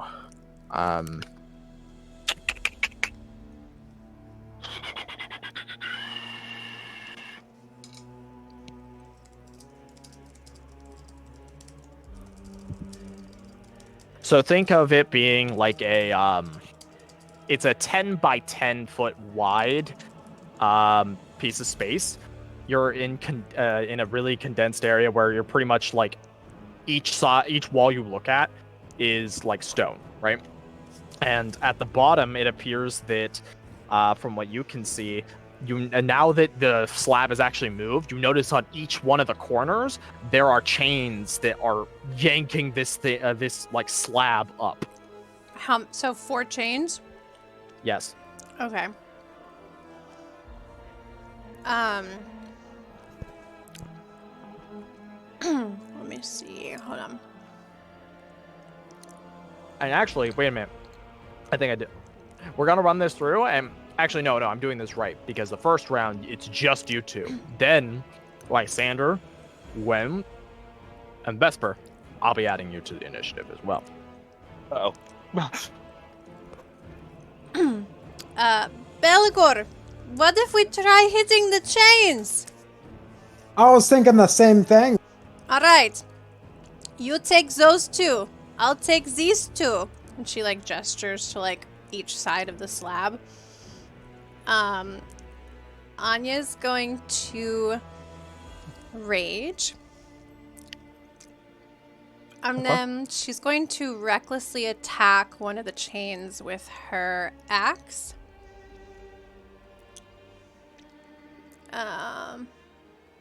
Okay. And then she's gonna swing at the other one, turn and swing at the other one as well. And that's her turn for now. Okay, both chains are still intact. Belagor, it is now your turn. Belagor is going to focus on a single chain, and he is going to cast... Where is it? He's going to cast Scorching Ray at 2nd level on. Okay. Go ahead.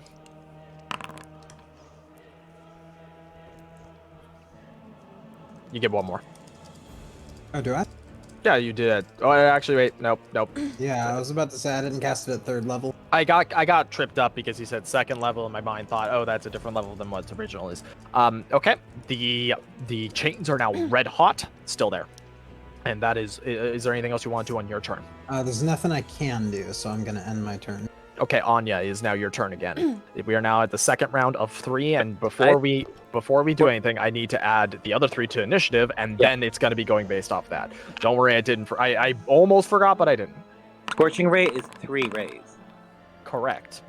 There are 3 rays.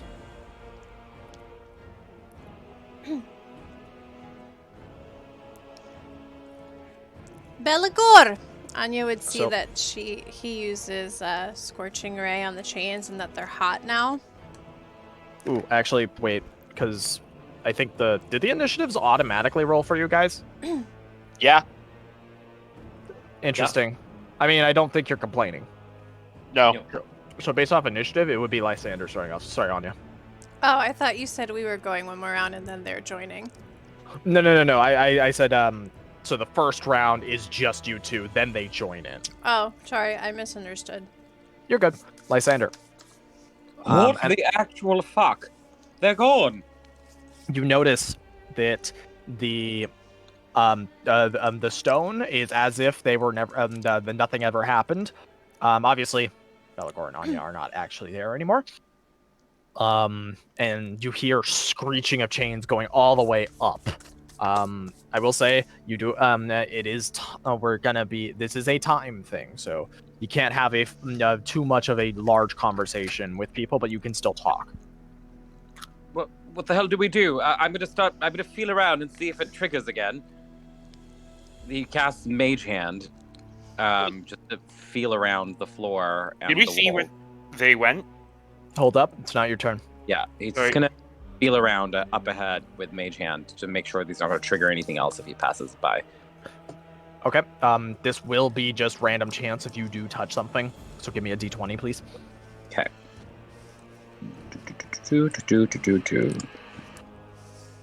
Where's my d20? Okay.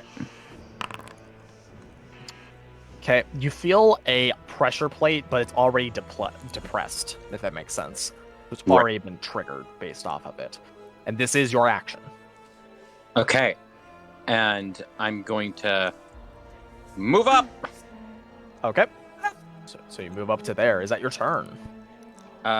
Is there a door? Do I see something? That is a door. Okay. Interacting with an object is an action. So I will just end my turn there. Yep. In this instance, I'm being very picky. But who is next? Vesper. Does my passive perception of 19 see anything? Nope, you're going to need a roll. Unfortunately, now that things have been triggered, it is going to be required to be a roll, and it will be an action to do so.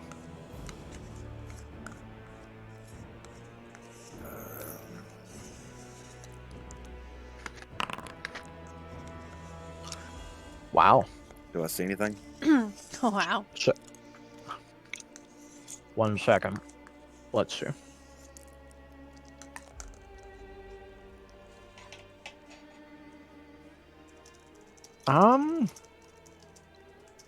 So from what you can tell, the floor above, so the floor that is above you all and such like that, there is a, whatchamacallit, a lever of sorts. So, and it's attached by chains to whatever that piece is. And you see it physically from where you are. It's not the next floor up, but the floor above that one. And there is a lever on it. Well, he's going to move forward and pass that information along to Gwen. Okay, so you're moving along here. Okay. You mean Lysander? Gwen too. Like they're both right here. Okay. Is there anything else on your turn? I've already used my action, so no. Okay, go ahead and end your turn to Anya. Now it is your turn. There you go. Okay. Anya's gonna see that Beligor had used his Scorching Ray on the chains, and she's gonna see that they're like kind of glowing a little red hot.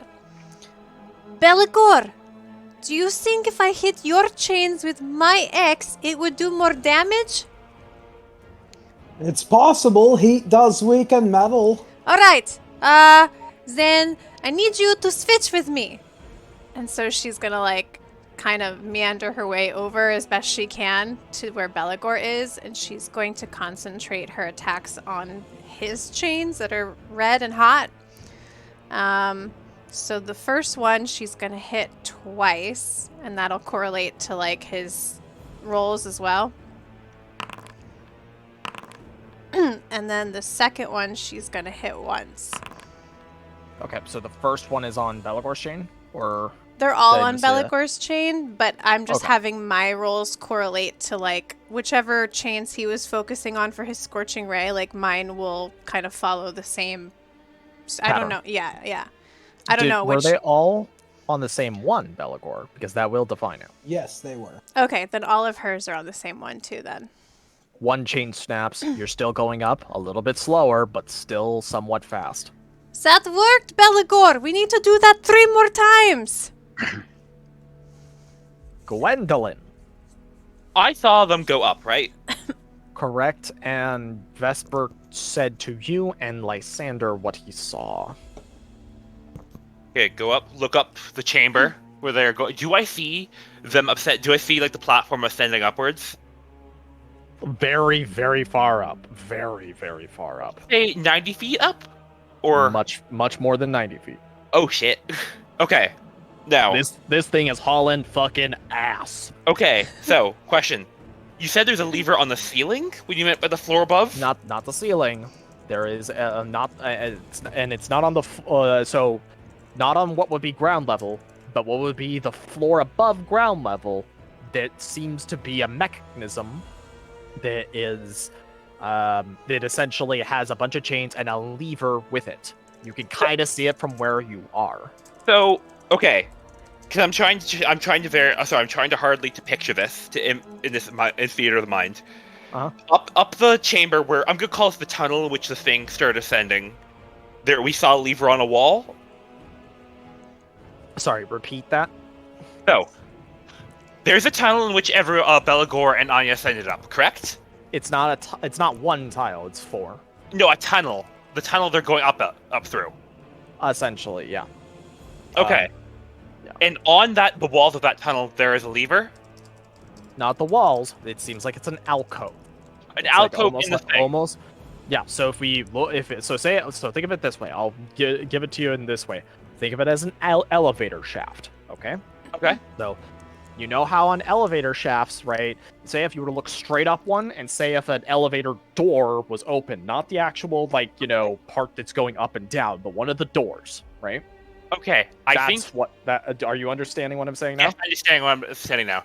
How far up is this alcove? 130 feet. 100. Oh god. She looks at the vest. Oh crap.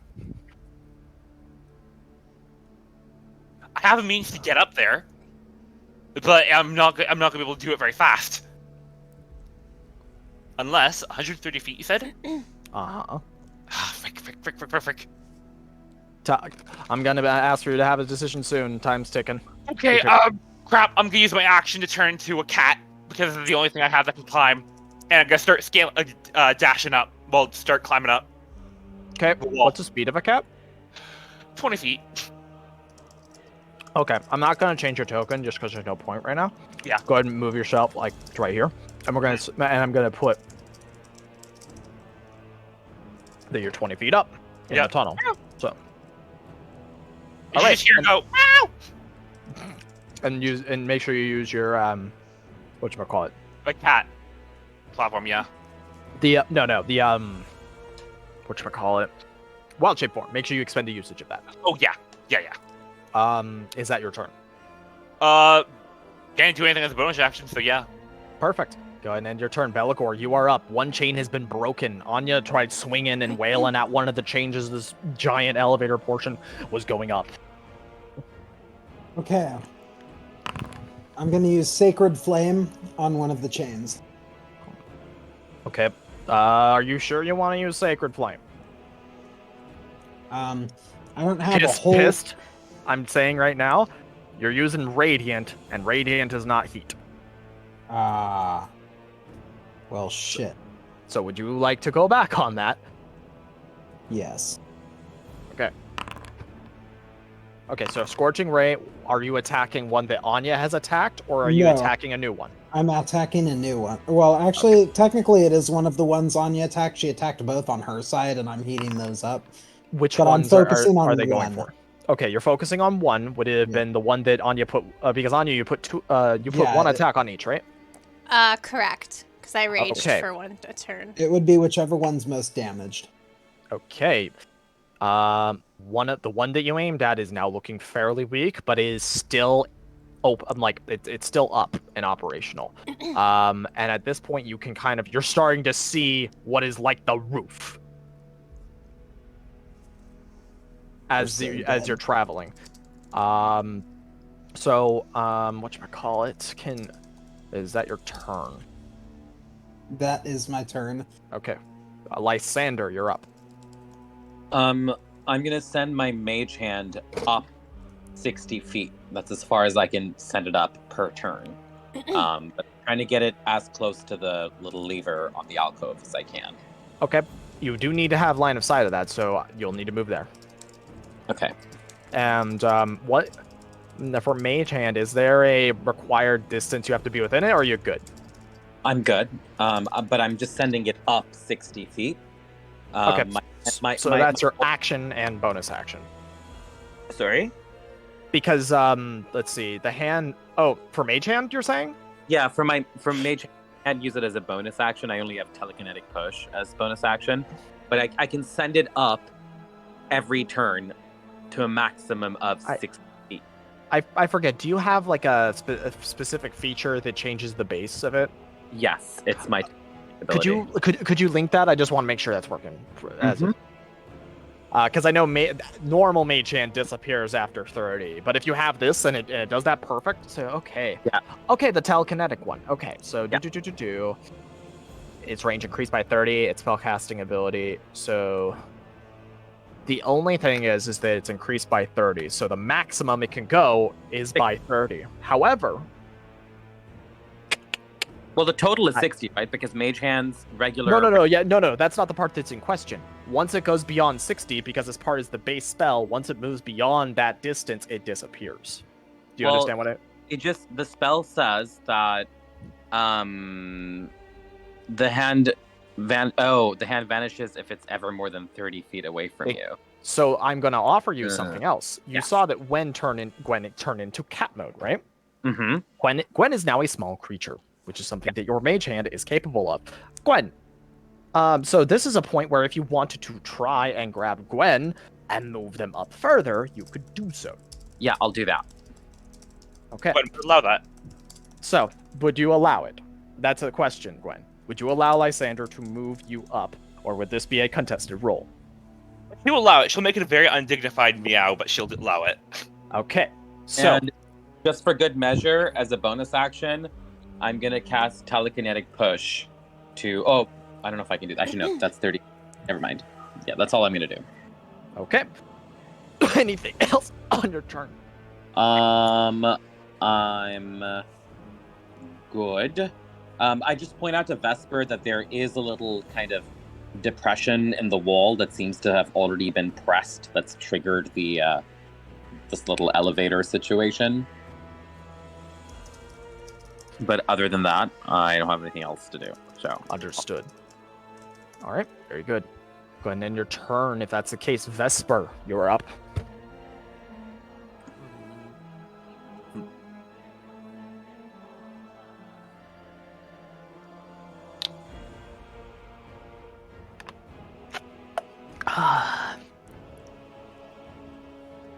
This is going straight up, right? The elevator thing that Bellicor and Anya are on? Yeah. Yes, it's going straight up.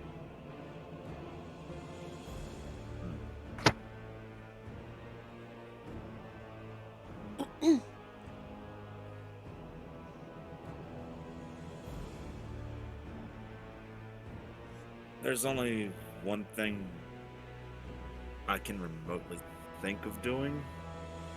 Okay. And I don't even know if it'll really help, but it's better than nothing. So,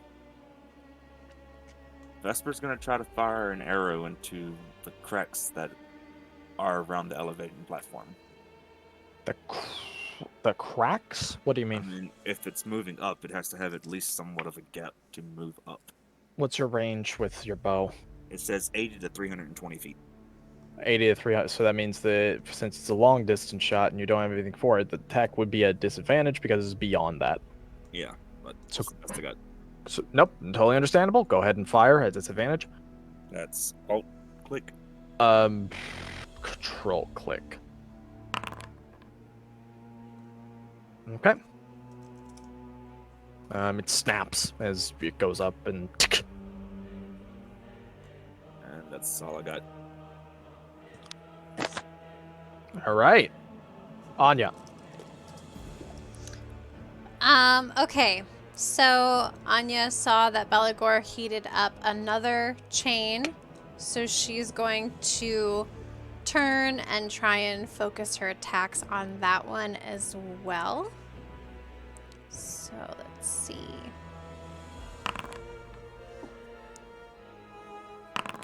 Okay. How's it looking? After 2 hits. It's right about to snap. Okay. As your axe smacks into it, you feel the entire elevator shudder. And it goes and then you see all the weight on the chains that have also already the 2 chains that haven't been broken. And that snaps. Now the elevator is falling. Oh my god, Belagor, I don't think we thought of that. Oh my god, we're gonna die! Anya, besides crying, anything else you want to do? Let me see if I have anything I can do. Hold please.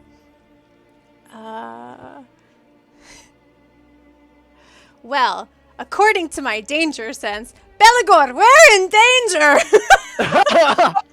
Figured that out on my own. Okay, maybe we can time it so when it hits the floor we jump? I don't know. Not how gravity works. Can you think of something? Is that your turn? Yeah, because that's my turn. Because I feel like it's like you're saying that, and Belagor's saying and that's when we cut over to Gwen and cat mode. Now, Yes, Gwen, you're like clawing up and like do. Then all of a sudden, like imagine like a record going as you look up and start seeing what was once going up is now coming down. Fast, even faster. How fast am I going? How far am I up high? You are now in total 80 feet.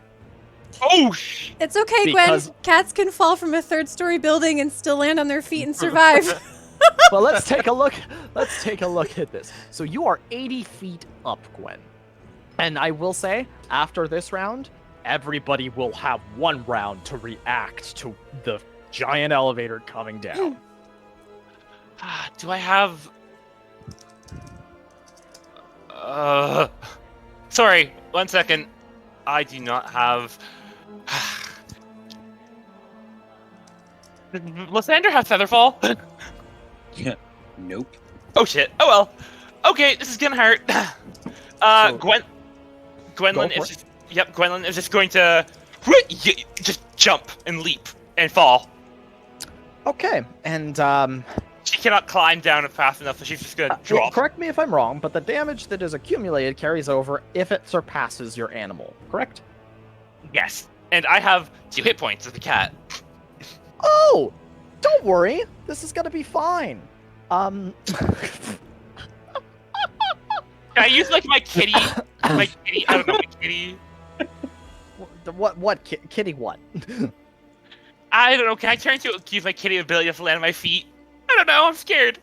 Well, don't worry, all of us have to die sometime.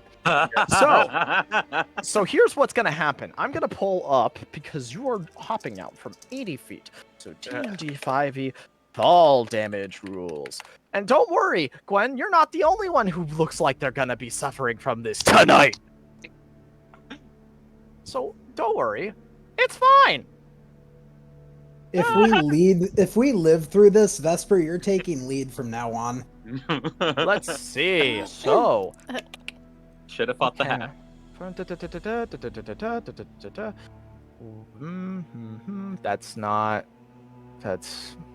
That's not it, but okay.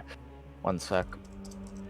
All right, so for every 10 feet you fall, you are going to take a d6 of bludgeoning damage. So, we're going to do 8d6 damage. Would you like to roll it, or shall I? Well, I'd like to roll it. All right. Actually, can Belagor roll it? Because he's been rolling poorly. Okay. Belagor. No, nope. You already said it. Belagor, the dice are in your hands. That's 81d6. That's 81d6, bro. Oh, Not- shit. Not My that bad. 8d6. 8d6. I have hyperventilating. Oh god, 200. I'd be dead over 3 times. So, Gwen, 28 damage is going straight to you. Okay. So go ahead and subtract. Yeah. I also take 2 damage off that because of cat form. No, that was with cat form involved, because 30 minus 2 is 28. What? So look at the chat. He got 30, right? Yeah, that's what I was saying. That's why I said you take 28 damage. Okay, that's the cat takes 2. Okay, 28. 1 second. I have to do some quick calculations. That would leave you with 11. Yeah, 11 points. Yeah, just kunk. She just falls face plants to the ground. Oh, and so can I describe what Lysander is seeing? As well as Vesper, Gwen? Here. Because this is I know this and I'm not coming and I'm saying this, I'm gonna be like this for all of you. I'm just saying this right now. But Lysander, you were like push up the cat there, with the mage hand and get it up there. You're looking, and then you see like the cat still like crawling, and then it like freezes in place. It goes, and then poof, as it like falls all the way down, and then Gwen pops out. Do you Well, I make a noise? suppose they don't always land on the feet. you just hear her go, oh. And Gwen was just gonna like feebly roll away out of the way of the elevator. Okay, is that your turn, Gwen? Yes. Okay, go ahead and end your turn. Belagor, it's your turn. We're cutting back now to you all after Anya is asking you for a plan.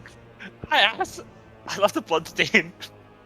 So Belagor is going to take his Morning Star, or actually, let me check my inventory really first. I have a plan, by the way. I sure frickin' hope you do, because I don't. We kind of have a plan, Belagor. So Belagor is going to take his Morning Star and shove the haft into the crack between the thing to try and slow it down. Roll me athletics.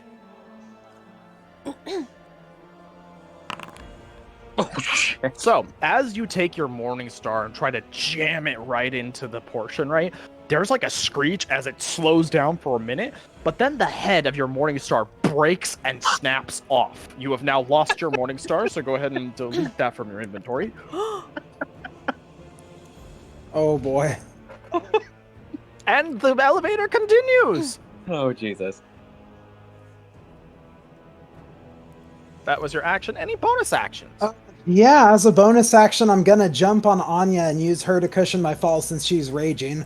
So, would this look like you jumping up, like onto her like bridal style? Yeah. No, you're jumping on her Yeah. back. No, you're jumping on her back. Okay, Don't disable I'm her jumping- arms. That's so All right, stupid. I'm going to jump on her back. Don't worry, you And won't it is have Lysander. much use for the arms later. Lysander, you're up. Okay, Lysander first sees what happened to Gwen, and he quipped about cats not always landing on their feet. And then he sees this giant elevator thing come plummeting down. I want to cast levitation on it. And I On can... the elevator itself? Yes. Okay. And I can levitate up to 500 pounds. Up to 500 pounds. Give me a moment while... So go ahead and cast the spell. Let me go ahead and check Well, the weight I said of... I want to do it, but I want to make sure that the weight allows me to do this. Nope, you gotta try it whether you know or not. So it's either your action or not. It's gonna be my action. I gotta try. All right, so let's go ahead and check how much this elevator weighs. Also, actually, because it's the elevator itself that you're trying to levitate. and we're in the last 6 seconds of it. Okay, 1 sec. Because it's one of those things, because Anya and Belagor are also on top of it. Yeah, I'm essentially just trying to slow the fall so I can suspend it and then bring it gently down. That's the plan. Okay, 1 sec.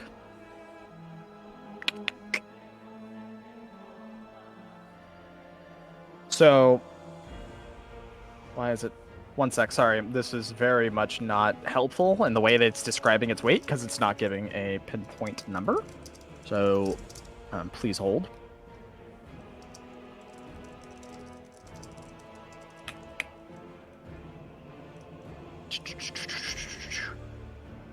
All right. So here's what I'm going to say is going to happen.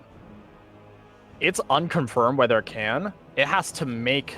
It's going to have to roll against your constitution based off of it having all that. I'm just doing a flat D20 roll. So Okay. you have a 75% chance of being successful. Okay? If you're not successful, it's not going to be for naught, but it's not going to have the full intended effect. Are you ready? Okay. All right, let's go. Sorry, I had him selected. So, here's how this is going to look. Was that successful? Because I want to use... Hold up. Because it's going to be very specific because it's coming down here.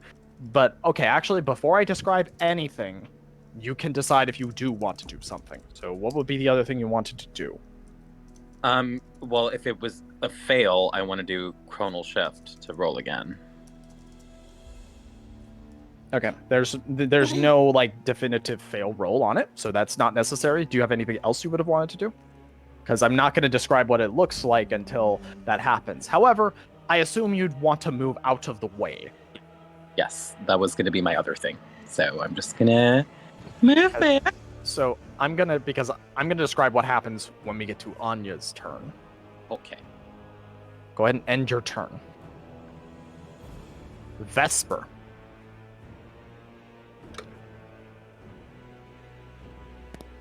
Vesper just looks up and is like, shit. And just steps back. So Do Anya. the arrow thing again, man. Come on, do something. To be fair, you lost the head of your Morning Star. I don't think it's gonna help. Well, to be fair, that's because I had a bad roll. No. Oh? Yes. Like, the weight of that thing with your Morning Star, that was never gonna work, bro. Shit. So, here's the thing. Anya, you got a Belagor on your back, right? Mm-hmm. And so, are both of...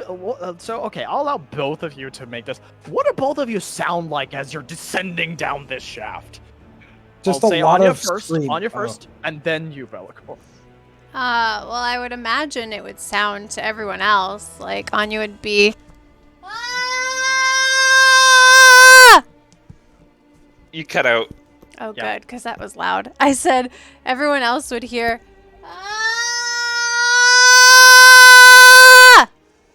You keep cutting out. Yeah. Okay. Well, then you can use your fucking imaginations, because I'm not doing that a third time. Yeah, no, something's cutting out on your end, so I don't know what that is. Too loud. I'm assuming like you're screaming or something like that. Yes. Okay. Belagor. Lots of screaming.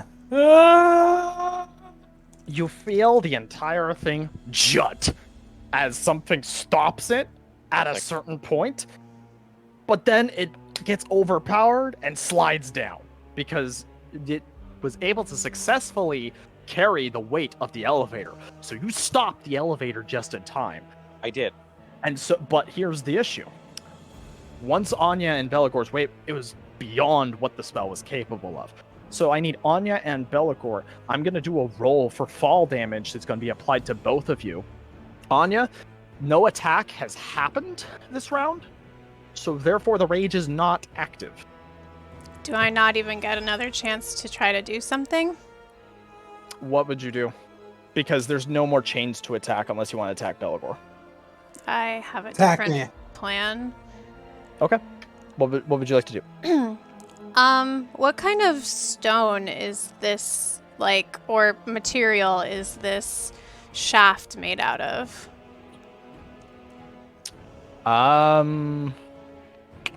Like stone brick, I guess was the best way to describe it. Brick? Okay, so are there places in between the stone that would contain, like, mortar or some kind of element that would fuse them together? Yeah, I would assume so. Okay, and I'm assuming this is a very old castle, so some of the stone is weathered and therefore not as strong as it probably once was. That's a possible thing to think of, yeah. Okay. Anya is going to try to jump with Belagor on her back and hold both her axes, and with as much strength as she can muster, launch them into the side of the stone in an effort to wedge her axes into the stone and slide down the elevator shaft.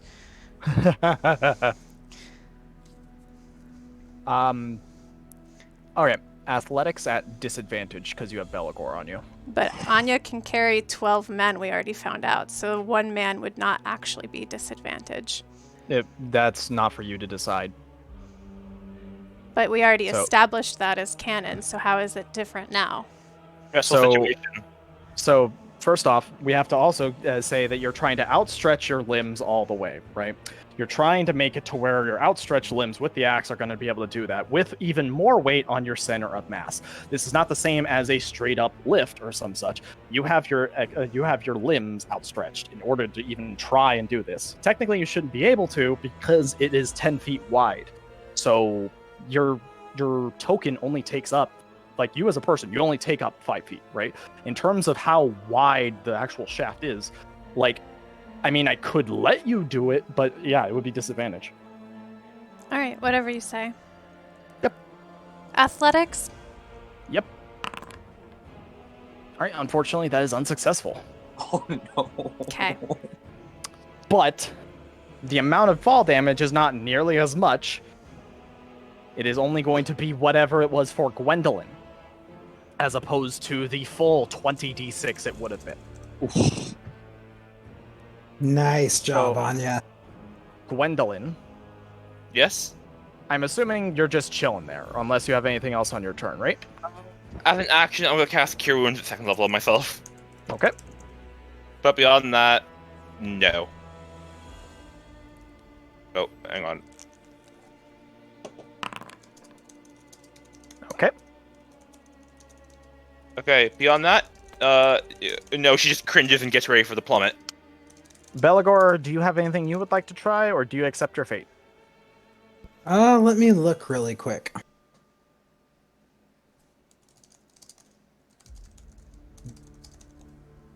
Are there going to be any saves or rolls associated with the damage? Anything I can do that, like, would guidance help Anya in any way? There is no save when it comes to fall damage. You just take it. Then I have nothing. All right. Gonna end combat, and I'm gonna roll the damage. This goes to Belagor and Anya. Maybe more merciful than it was on me. 24. So both of you take 24 damage. It's bludgeoning, right? Correct. So I take 3 less damage because of my Armor Master perk. Okay. So link that again, just so I remember how that works. Is that under features? There we go.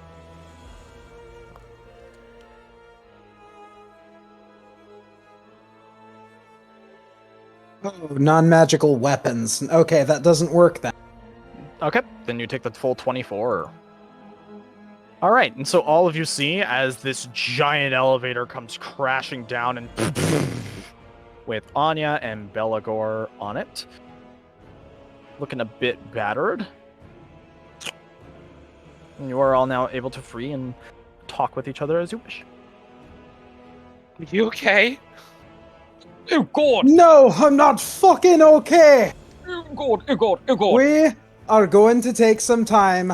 I'm going to cast a ritual, and then we'll go on. Belagor, you're still strangling me. Belagor lets go and begins to cast Prayer of Healing. Oh, you gotta be fucking kidding me. Holy shit! The three of you get 8, and I think Lysander, Vesper, you haven't taken anything, I'm so... honestly kind of over failing every roll I've rolled tonight. No, I'm gonna chronal shift so you can roll again. Give me the work rules like of that. I don't think so. Let me see chronal shift, because I do not believe that for damage die, I believe it's only for d20s type rolls, but go ahead and give me the link that to me so I can read it. Okay. Chronal shift.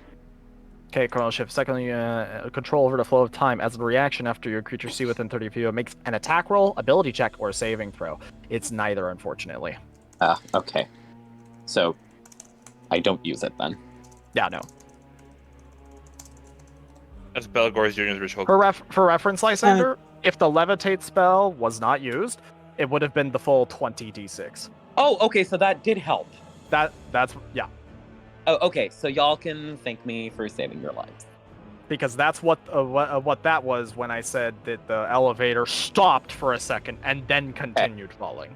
Going to cast Cure Wounds at first level on Anya. Okay. And then I'm going to cast it again at first level on myself. Thank you, Belagor. How are you feeling? I've been better, but I've also been worse. Oh, Gwen, don't forget to take that 8 from the ritual. I did already. All right. Oh, okay. So, because I'm now getting called to dinner, and I'm going to have to cut session in about 4 minutes anyway, I believe this is a good stopping point. Unless, do you have any other quick last-minute spells y'all want to get off for each other? Nope. Lysander's just checking in with everyone. He's like, oh God, I tried! I really did try! Okay. Were you the reasons that the elevator stopped for a second? Yes, I'm definitely the reason why, buffed some of that damage. Belagor throws his arms around Lysander and picks him up and squeezes him. Thank you, Lysander. Anya just kind of like slumps down to the floor. Anytime, I wish I could have done more. My God, man, you fucking saved us. That would have hurt a lot. Lysander just starts sobbing. Puts him down and ruffles his hair. Alrighty then. Gwen casually fixes her nose, which is broken in the fall. So, in that case then, RP Campfire is going to be all at the ruins and remains of this broken trap that you all set off. And that is where we are going to cut it for the evening, folks. Thank you. Oh, send us off, Anya. Thank you, everyone, for watching. We hope you had a good time watching Belagor and I almost die. And we will catch you next time. We are actually going to be changing our stream days from Mondays to Sundays. So please alter your schedule so you can join us from now on Sunday nights at 6 p.m. Eastern, 3 p.m. Pacific. And we'll see you next time. Bye! Bye!